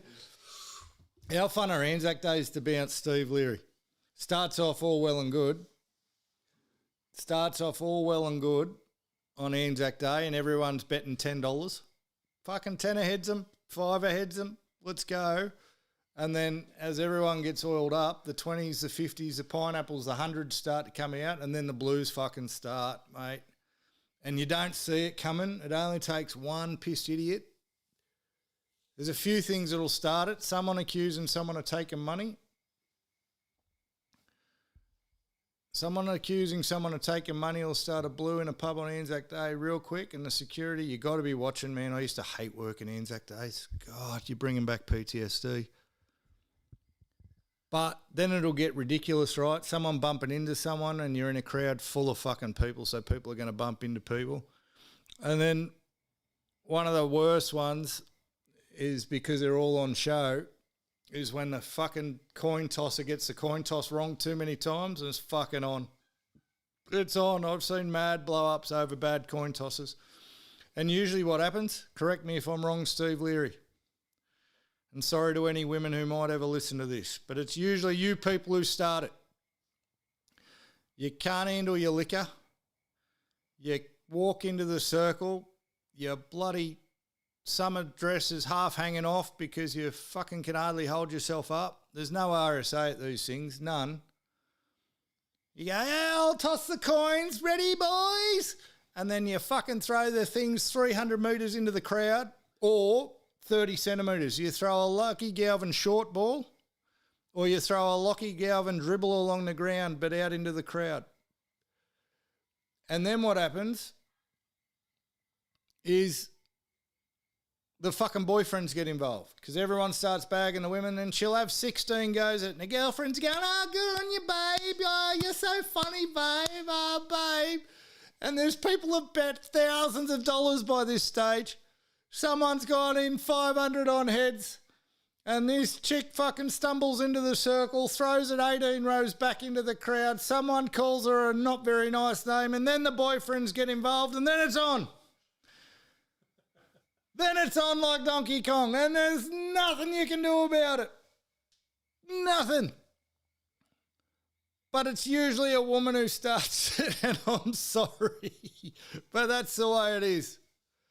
Now, I haven't done security for a long time, Steve Leary, but I've still been going to Anzac Days and playing 2 up. Am I right or am I wrong? Please let me know.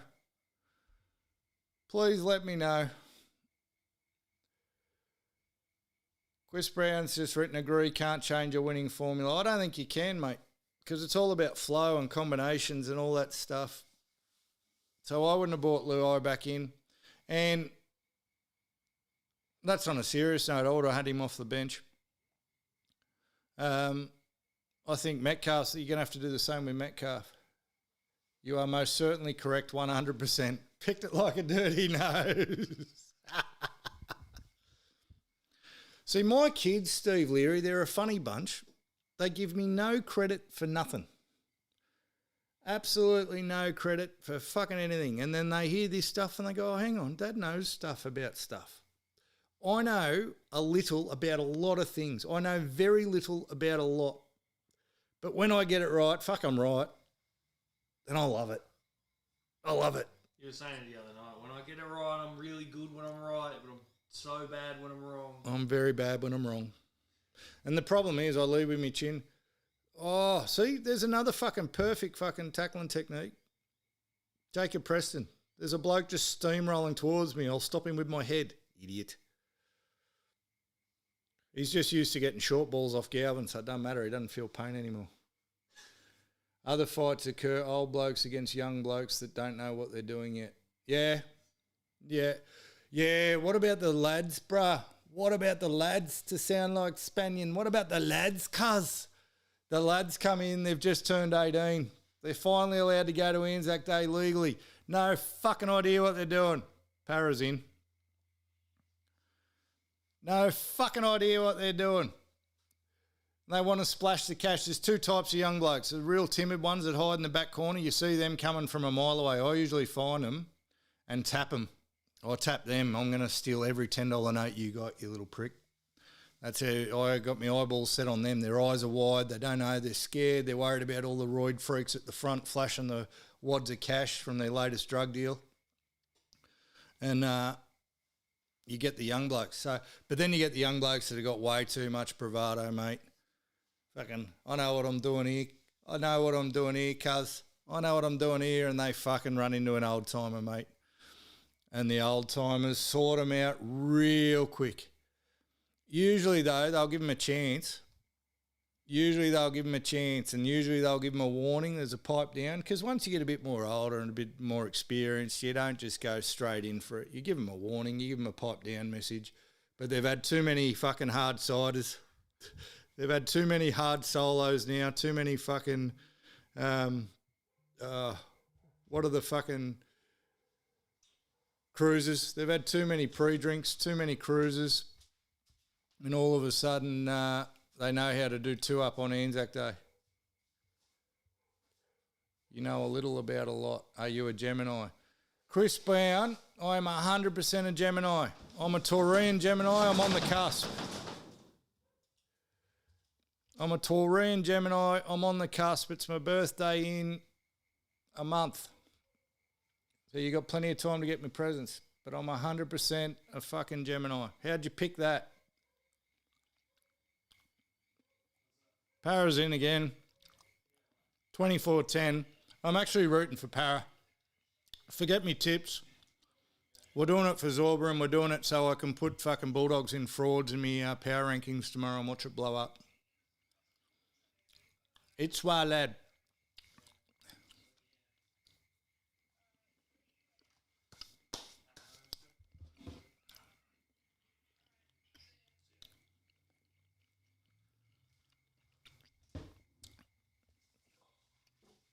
Josh Karen is a trash bag.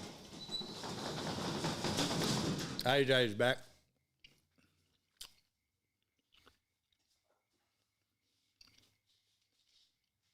He's a good signing for the Bears. Hey, AJ, one of the rules, mate, you got to declare who you support. I only made the rule last week. I owned a pair of TNs for a week, Chris Brown.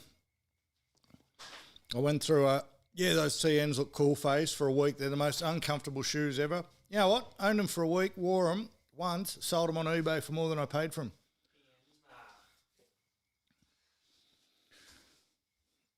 AJ, who do you support? Josh Karen's a good signing for the Bears. AJ's another Dragon supporter. We got another Dragon supporter. What the fuck is wrong with you people? And why do I only get Dragon supporters on here? Oh no. It's calling to you. Oh no.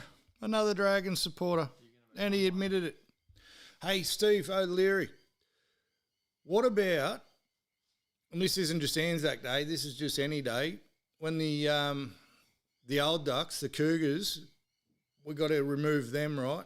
And they've had 15 red wines, and they come up to tell you how to do your job, and they tell you that they're going to punch holes in you. But when they show their teeth, they're just fucking red. There's just red wine stuck in between every tooth, and their breath just stinks, and they're nasty. They are violent. They are violent. Gemini Bull Cuss must be a workhorse. I am a workhorse, mate. You should see me on the workbench, Chris Brown. You think I'm a workhorse here, you should see me on the workbench. Ask Mr. Sunday Sesh. You don't breed 6'6" fucking red-headed giants like the one beside me if you're not a goer on the workbench. Bedroom Olympian. But Steve-O, they're the most violent. That's what I was saying. They are, you go 40 to 50. 40 to 50-year-old divorcees who hate men, get too many red wines in them and just want to punch you in the face. But their teeth, I can never stop laughing at them because their teeth are just full of red wine. Fucking crack up. Crack up. So, AJ's another Dragon supporter. Well, that's good because we're about to talk about the Rabbits and the Dragons. Am I the only one here who captained Latrell Mitchell for Supercoach? 384 points. I've never seen such a thing. How good? Grab.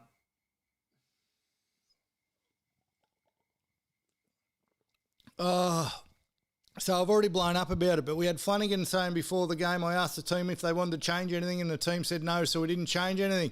What were they going to change themselves? Yeah, no, I think we need to change the team, coach. Take me out. He's waiting for Kyle Flanagan to say, I don't think I'm the best halfback in the club. Maybe you should take me out. Fuck me dead. Fuck me dead. Now, I really like Jacob Little, your hooker, and I was upset for him not being able to start the game because they finally benched Cookie. But you know what I thought straight away? Fuck, that's just going to give Flano another week because he's got an excuse. It's going to give Flano another week because he's got an excuse. But there's no excuses. And to be honest, South should have won that by 100. South worked out really easy how easy it was, really early, how easy it was going to be, and they took their foot off the pedal straight away. Which is a problem with South. As soon as they think they've got it, they just switch off, all the boys. But Latrell was just playing with them, absolutely playing with them. And listen, I've got to laugh because he says that before the game that we couldn't change anything. He also said, so the week before he says, we got no one better in the club that can play first grade. Pacifica Tonga threatened to ask for a release. All of a sudden he's good enough for first grade. All of a sudden, he's good enough for first grade. Oh, it's comical now. It's comical now. And then he gets to the press conference afterwards, and I didn't watch the whole thing, and I wish I had have because it's fucking great. But he says, someone questioned him about a missed tackle that Kyle made. He says, no one would have made that tackle. Didn't stick up for anybody else, but no one would have made the tackle that Kyle missed. He's not even being subtle about it now. He's been as subtle as Mitch Moses complaining to the referees. He's been as subtle as me hitting 100 putts with a new putter he's trying to hide in front of his wife, who he's trying to hide it from.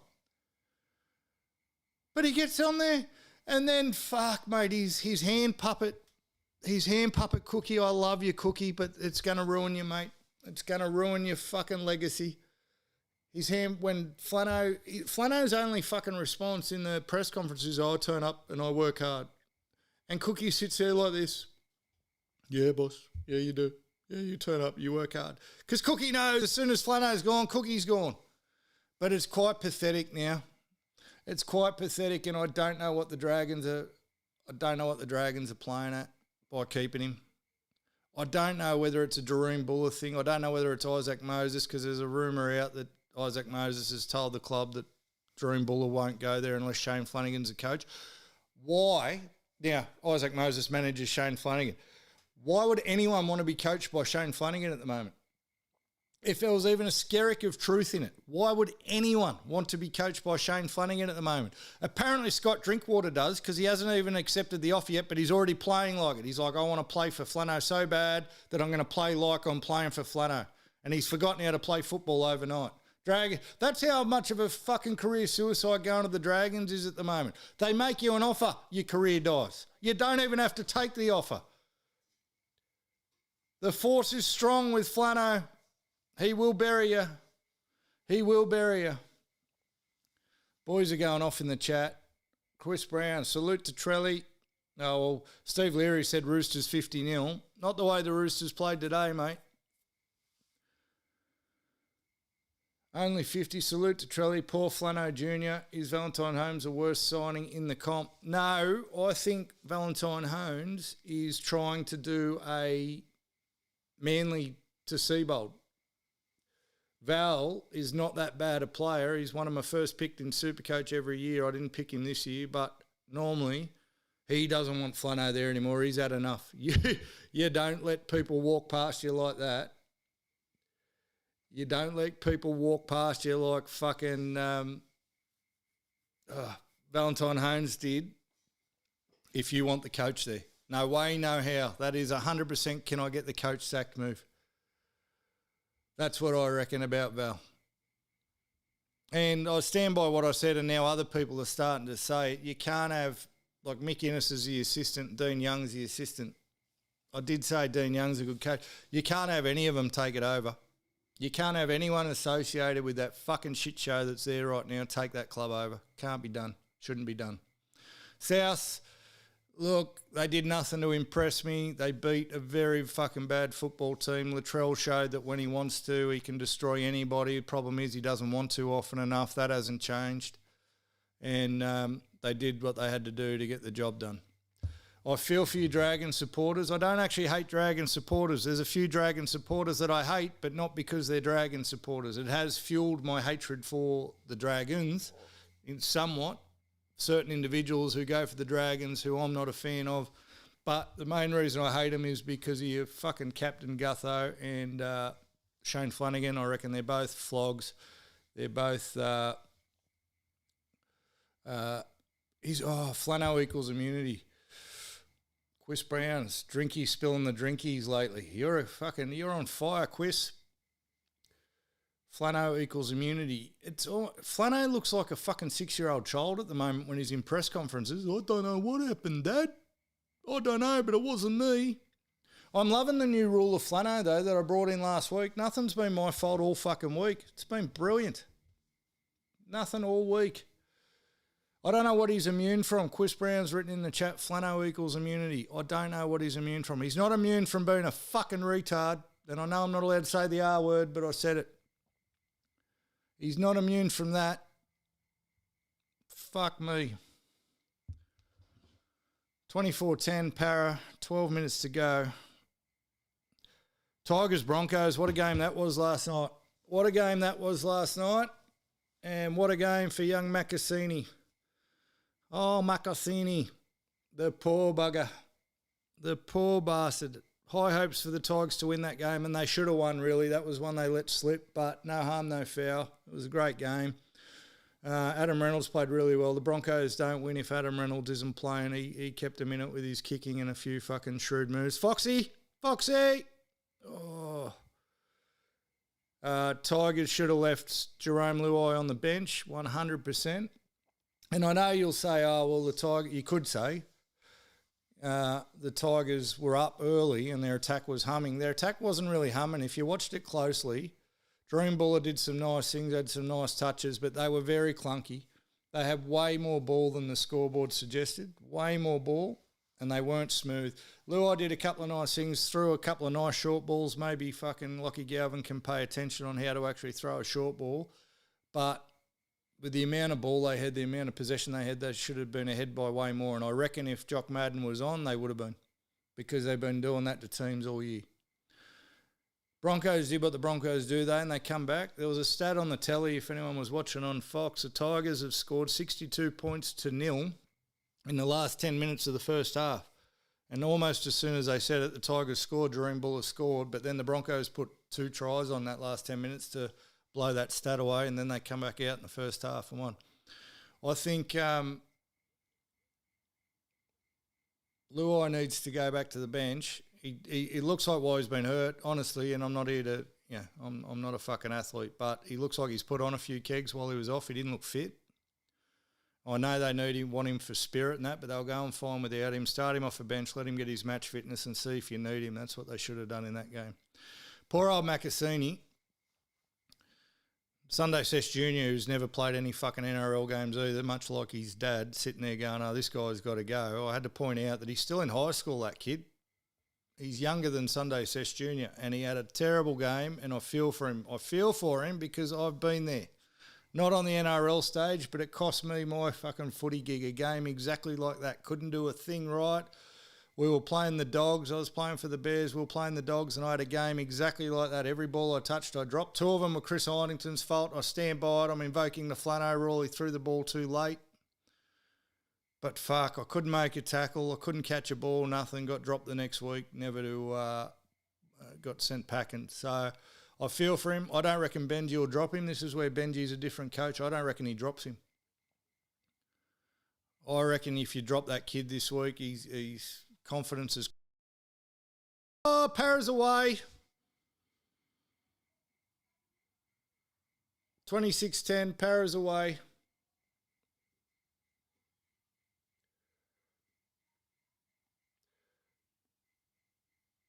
Tigers didn't really shit the bed, Chris. I disagree with you there, mate. Chris is just putting in the chat that Tigers shit the bed against the Broncos. I don't know if they shit the bed, mate. I think the winger had a shocker. And I think they played Luai when they shouldn't have, so they didn't score as many points as they should have. It was a close game. Definitely wasn't a shit-the-bed performance. It's a good game, though. Yeah, it was a good game. There would have been, I get potentially there would have been nerves involved because you're about to beat the reigning premiers, but they've been going that good, the Tigers, and they've got that confidence about them. I don't know. I'll tell you what, Terrell May, though, needs to stop fucking pretending he's a halfback. Is that talent to Silver? That's the first good thing I've ever seen him do. I don't rate him. Terrell May, when he fucking steamed onto the ball from 10 metres out and ran over the top of 4 of them and got held up over the line, that's the Terrell May you want. The Terrell May that kept trying to play halfback and 5'8" and centre at different times and dropping the ball and throwing stupid passes and trying to do goose steps and all that shit. He needs to put that stuff away. Any of you blokes remember a bloke by the name of Dave Taylor, the biggest fucking human to ever play rugby league, the biggest hips, the biggest quads ever, but the bloke kept thinking he was a fucking halfback. You don't want that from Terrell May. And Dave Taylor could pass the ball. Terrell May hasn't got the fucking ball skills to be doing what he was doing. Just stand back and run onto it, lad. Stand back and run it straight. The big man.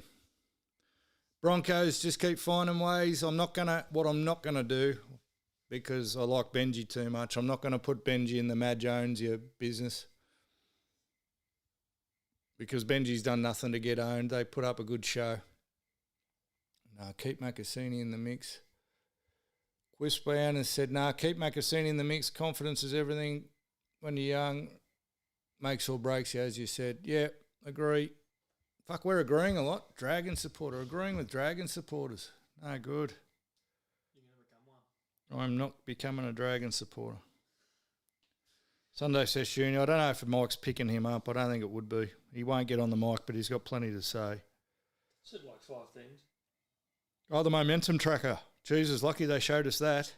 Do you think the fucking Eels have got momentum? They're winning 32-10. Why do I need a fucking momentum tracker graphic when the Eels are winning 32-10? Fuck me, and I've just rubbed something. I've just put chili in my eye. Oh, I've just put chili in my eye. Oh. The one good thing that trucking good jerky had on it was chili, and now it's in my eye. Yeah, well, the fucking momentum tracker didn't pick that up, did it? The Dogs just scored. Was that on the momentum tracker? Was that on the fucking momentum tracker? I've still got chill in me eye. This is going to make for great television. Fuck. And I'm crying. He's crying. Tears are flowing. Oh. All right, Steve Leary, you've waited all day for it. Roosters Knights, what the fuck happened there? What the fuck happened there? You were so good in the first half. Roosters 38, Knights 24.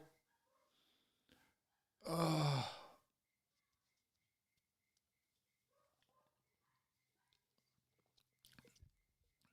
You looked so good in the first half, and I tipped the Roosters, but I was actually happy for you winning. I was actually clapping tries, Steve Leary. See, I'm a human being. I'm not just a fucking asshole. I'm not a heartless bastard, mate. He's looked good. Fletcher Hunt, good player. Sandon Smith, braining him. Absolutely braining him, Sandon Smith.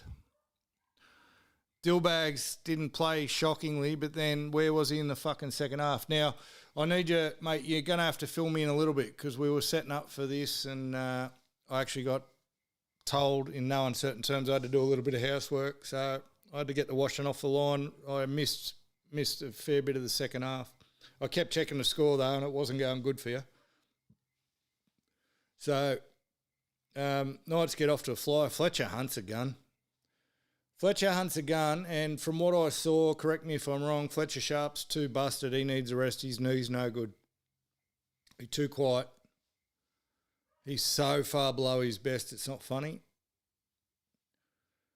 The Roosters, it looked like, and the score looks like their attack sort of clicked. Hugo Savala, I'm telling you. Hugo Savala should be in there instead of DCE. But there was enough there to go. I'll tell you what I wish had happened. I wish Trey Mooney had fuck off and stopped scoring tries. I didn't pick him up at the start of the year in Supercoach and he just keeps fucking scoring points. It's pissing me off. Pissing me right off. I did see Dom Young get absolutely fucking poleaxed coming off his try line. That was a big hit. That was a big shot. But I think, yeah, I tipped the Roosters because, not because the Roosters were playing well and not because the Knights were playing bad. I just thought the Knights were too busted, and that's probably what happened in the second half. You might have just run out of a bit of puff, mate. Might have just run out of a bit of steam. I still don't rate the Roosters. I still got, I shouldn't have picked the Roosters in the predictions to come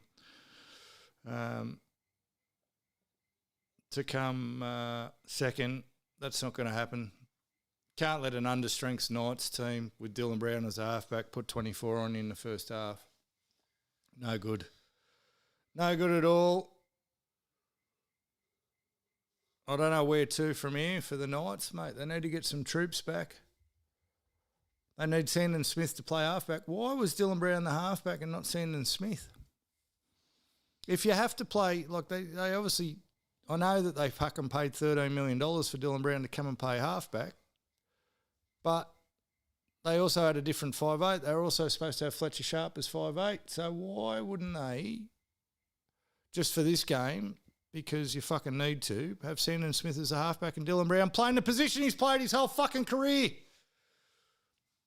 You paid $13 million for a bloke to play halfback who's not a fucking halfback, and then you get the chance to put him in his natural position, which is 5'8", because you've got a halfback, which is Sandon Smith, and you go the other way. What the fuck is going on here?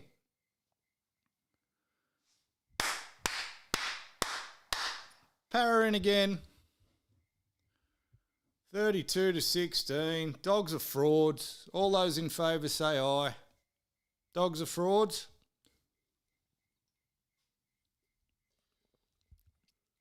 Who else is on fraud watch out of this week? Dare I say I put the Knights in fraud watch maybe. Maybe the Knights are running out of steam. Couple of losses in a row, Stephen. Maybe. Potentially. I've got to say, Sesh Junior, this fucking chat thing on the screen is outstanding. You've done great. Yeah. You've done great things. We're now, we're getting more professional by the week. I've got a scoreboard. Mm-hmm. How good is that? 36-16. You chat, see if anything's changed from top chat. 3.5 minutes. Oh, I forgot about live chat. Why didn't you say that at the start? Oh, you have missed Oh, one. I've had heaps. How many other people have I missed? Oh, I didn't even mention him. That's rough. Oh, we're just going back through the chat because it doesn't show me everyone. Cold. Jesus, fuck, Montoya and Curran are fucked. Oh, that's why someone said the Silver Super League ban.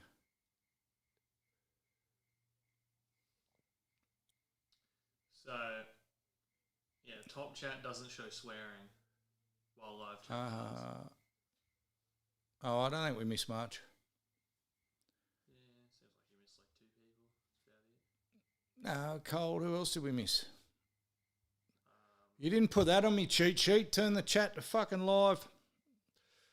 We're trying to run a professional fucking organisation here. I'm just going on about how professional it looks, and you've just fucking brought me undone. Oh, I thought I'd jump in. You brought me undone. You missed one person. Just need troops back, mate. We finals bound. Finals bound. Are they doing semi-finals for the bottom 4? Are they doing bottom 4 this year, Stephen, are they? Dogs are frauds. Yeah, Quist Brown says, all right, dogs are frauds. I think Quist is watching a bit delayed. I don't know how to work out what to do with Para, though. Para were cooked last week. Para were cooked. Are Para back to cooking? I don't know. All right, well, we know the outcome of this game. So, dogs are frauds. Para, I don't know. I don't know how drunk anyone got from drinking every time Mitchell Moses complained to the ref, and I don't know how many short balls fucking Lockie Galvin threw to Preston. I'm glad it was a flogging. They're going to use that one try that Galvin scored to say, look, I'm good. Sorry, brother. Sorry, buddy. No good. Next week's games, let's have a look. This is the important bit, the important tips for next week. I think I'm going to finish on 5 with Para saluting. 5 for the week. What did you end up? So what did I get wrong? I got Manly wrong. I got the Tigers wrong. And I got Para wrong. Who else is doing better than 5? Anyone doing better than 5 this week? You know that the chat's live.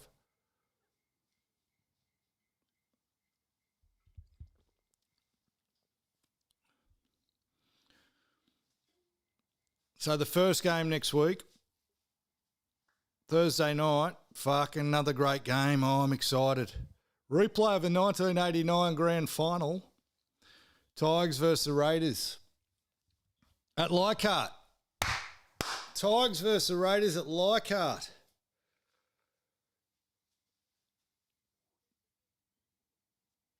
Fucking book me in.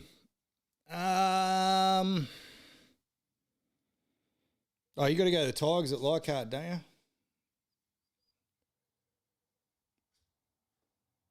Did you tip the Eels, Steve Leary? Oh, you did. You cheeky prick. I fucking remember you doing that too.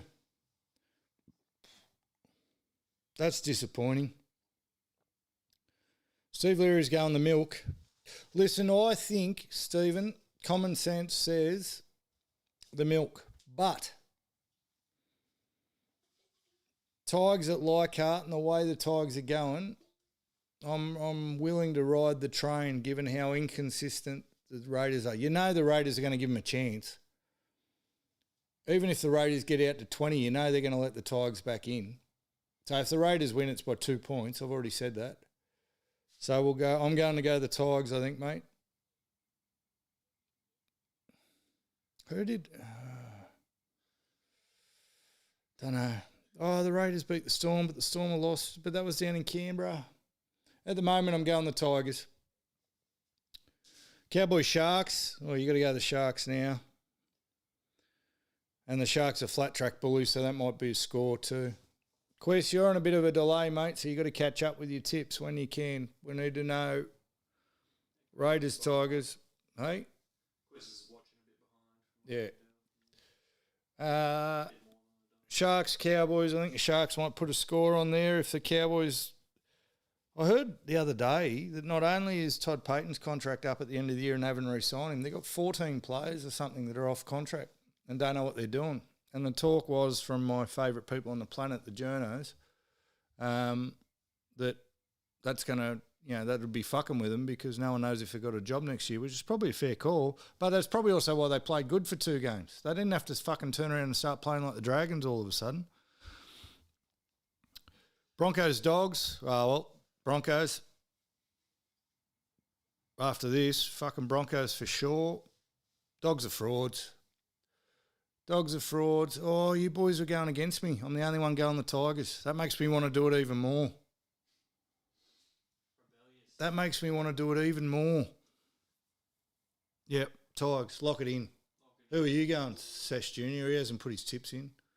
I'm not in a tipping comp. That's a fucking get out of jail free card. He's used the Flano rule, not my fault. Dragons, Roosters. Dragons, Roosters. It won't be 50-0, Steve Leary, because what'll happen is the Dragons you know what? Let's go even better. Dogs are away. Dogs are away. Go out, ball. Roosters are going to win. Dragons are going to score the first try. All those in favour say aye. Roosters are going to win, but the Dragons are going to score the first try. Only so Flano can say, see, we came out strong, we're getting better. Just because that fucking prick is going to be the bane of my existence for the entire season.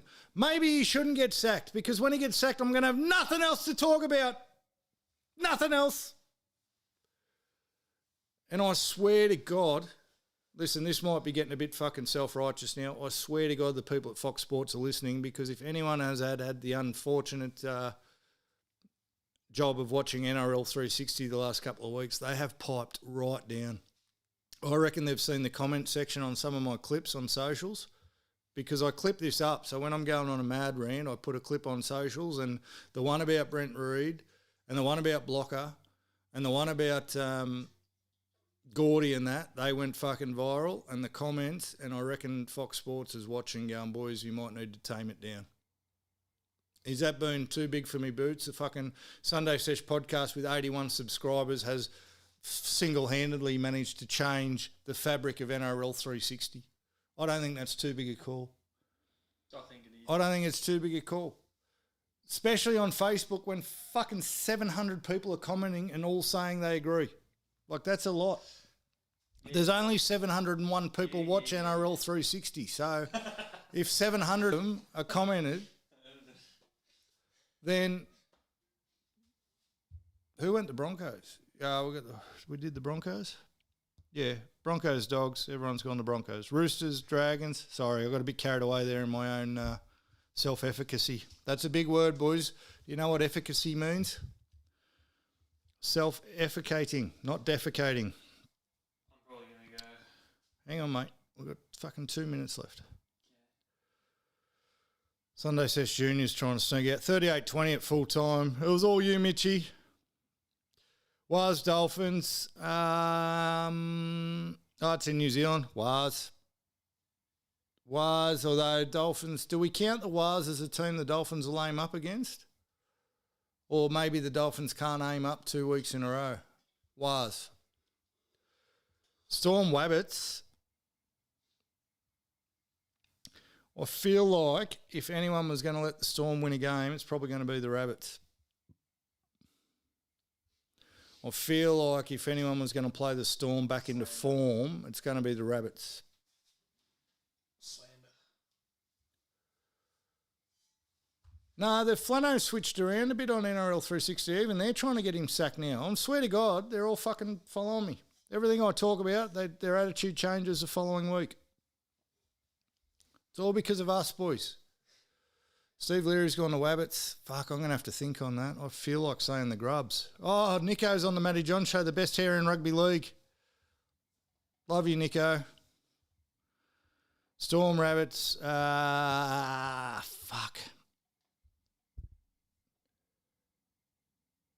I'm going to go the Storm. Something about it. It's an honour to be here early, Quiz Brown. Could you fucking turn up early? You didn't turn up till halfway through it. You're hardly here early. Knights, Panthers. Oh, dear. Sorry, Stephen. Knights, Panthers is going to be the Panthers. Going to be the Panthers. Oh, you said they were fucking, this is a game we've been waiting for. Stephen Leary, do you remember a couple of weeks ago being very headstrong that you Knights were ready to take on the Panthers? Do you still stand by that, brother? And can you say it with a straight face? Oh, Quiz is way behind. Can you say it with a straight face that you're ready to take on the fucking Panthers? Wars are frauds. No, disagree. Wars are good as long as Luke Metcalf isn't playing. Quiz has gone the Storm. Panthers are going to win. If you tip the Knights there, you are fucking kidding, Stephen. Just quietly. And then what do we got? Is that Sunday? So the Sunday game, I get to watch Manly live on the fucking Sunday Sesh. Come on. He's not standing by it. Steve Leary's not standing by it. Come on. 3 weeks ago, Sunday Sesh Junior, Steve Leary, after the Knights won a game, we're ready for Penrith. And then he wanted to fucking argue about it. You actually said, Stephen, you'd put 100 on it. And all I said was I just wanted to see when it got to the week. So is the 100 still on? Because I'm happy for that. Gamble responsibly. Don't buy a new putter. 100? 100. Come on. Take it. Take it. Take it. Take it. Up the grubs. Chris Brown says up the grubs. Eels, Eels. I've already apologised to Foz. I'm not going to do it 2 weeks in a row, mainly to get that done at 4 Pines Park, Brookie Oval, the Fortress. Although we don't have a very good track record against the Eels, I don't think at 4 Pines of late. Zorba used to give it to me. Oh, we get to finish on a Zorba chat. Zorba used to absolutely give it to me because fucking Eels would do Manly at fucking 4 Pines all the time. No 100. He's reneged. He's reneged on his bet. Thank God, because I don't even know if I got 100 after the putter incident. So we're going Eagles. We're going Panthers. I'm going Storm. You idiots are going... Oh, no. Sorry, I take it back, Quiz. You're not an idiot. Steve Leary's going the Rabbits. Quiz Brown and I are going the Storm. I'm going the Wars. We're all going the Wars. I'm going the Roosters. Surely you're going the Roosters. Did he say he was going to Roosters? I think he did. We're all going Broncos over the Dogs. We're all going Sharks over the Cowboys. And you two fools are going the Milk over the Tigers. At Leichhardt. At Leichhardt. All right, guys. Let's get out of here. That was a good, I really enjoyed that today. Plenty of action in the chat. Thanks for stopping by. Look after yourselves. Sorry to start the potty on a downer, but the Eels got to win for Zorbs. Look after yourselves. Be safe at work. Be good to your family. Hang out with your kids, or lock them in a bedroom like I wish I could. And rounds at the Steyne down at the Corso. I've got a quick story before we go, Chris Brown. I know you're on delay, but I've been to the Steyne once. It was during the bushfires, I'm going to say in 2000 and something. I had to go and pick my cousin up from the Blue Mountains. Literally, the street signs were on fire. We drove from the Blue Mountains to fucking Manly. We just drove until we got to the ocean. I think I was 19 at the time. It was $5 pints at the Steyne. Got absolutely fucking shitless. Shit-faced, gone, munted. We had to walk about 100 metres up the road. We were staying at a mate of mine's dad's house. Woke up in the middle of the night. We all fell asleep on the floor. And my mate, not my cousin, my mate, pissing over both of us onto a television because he thought it was a bathroom.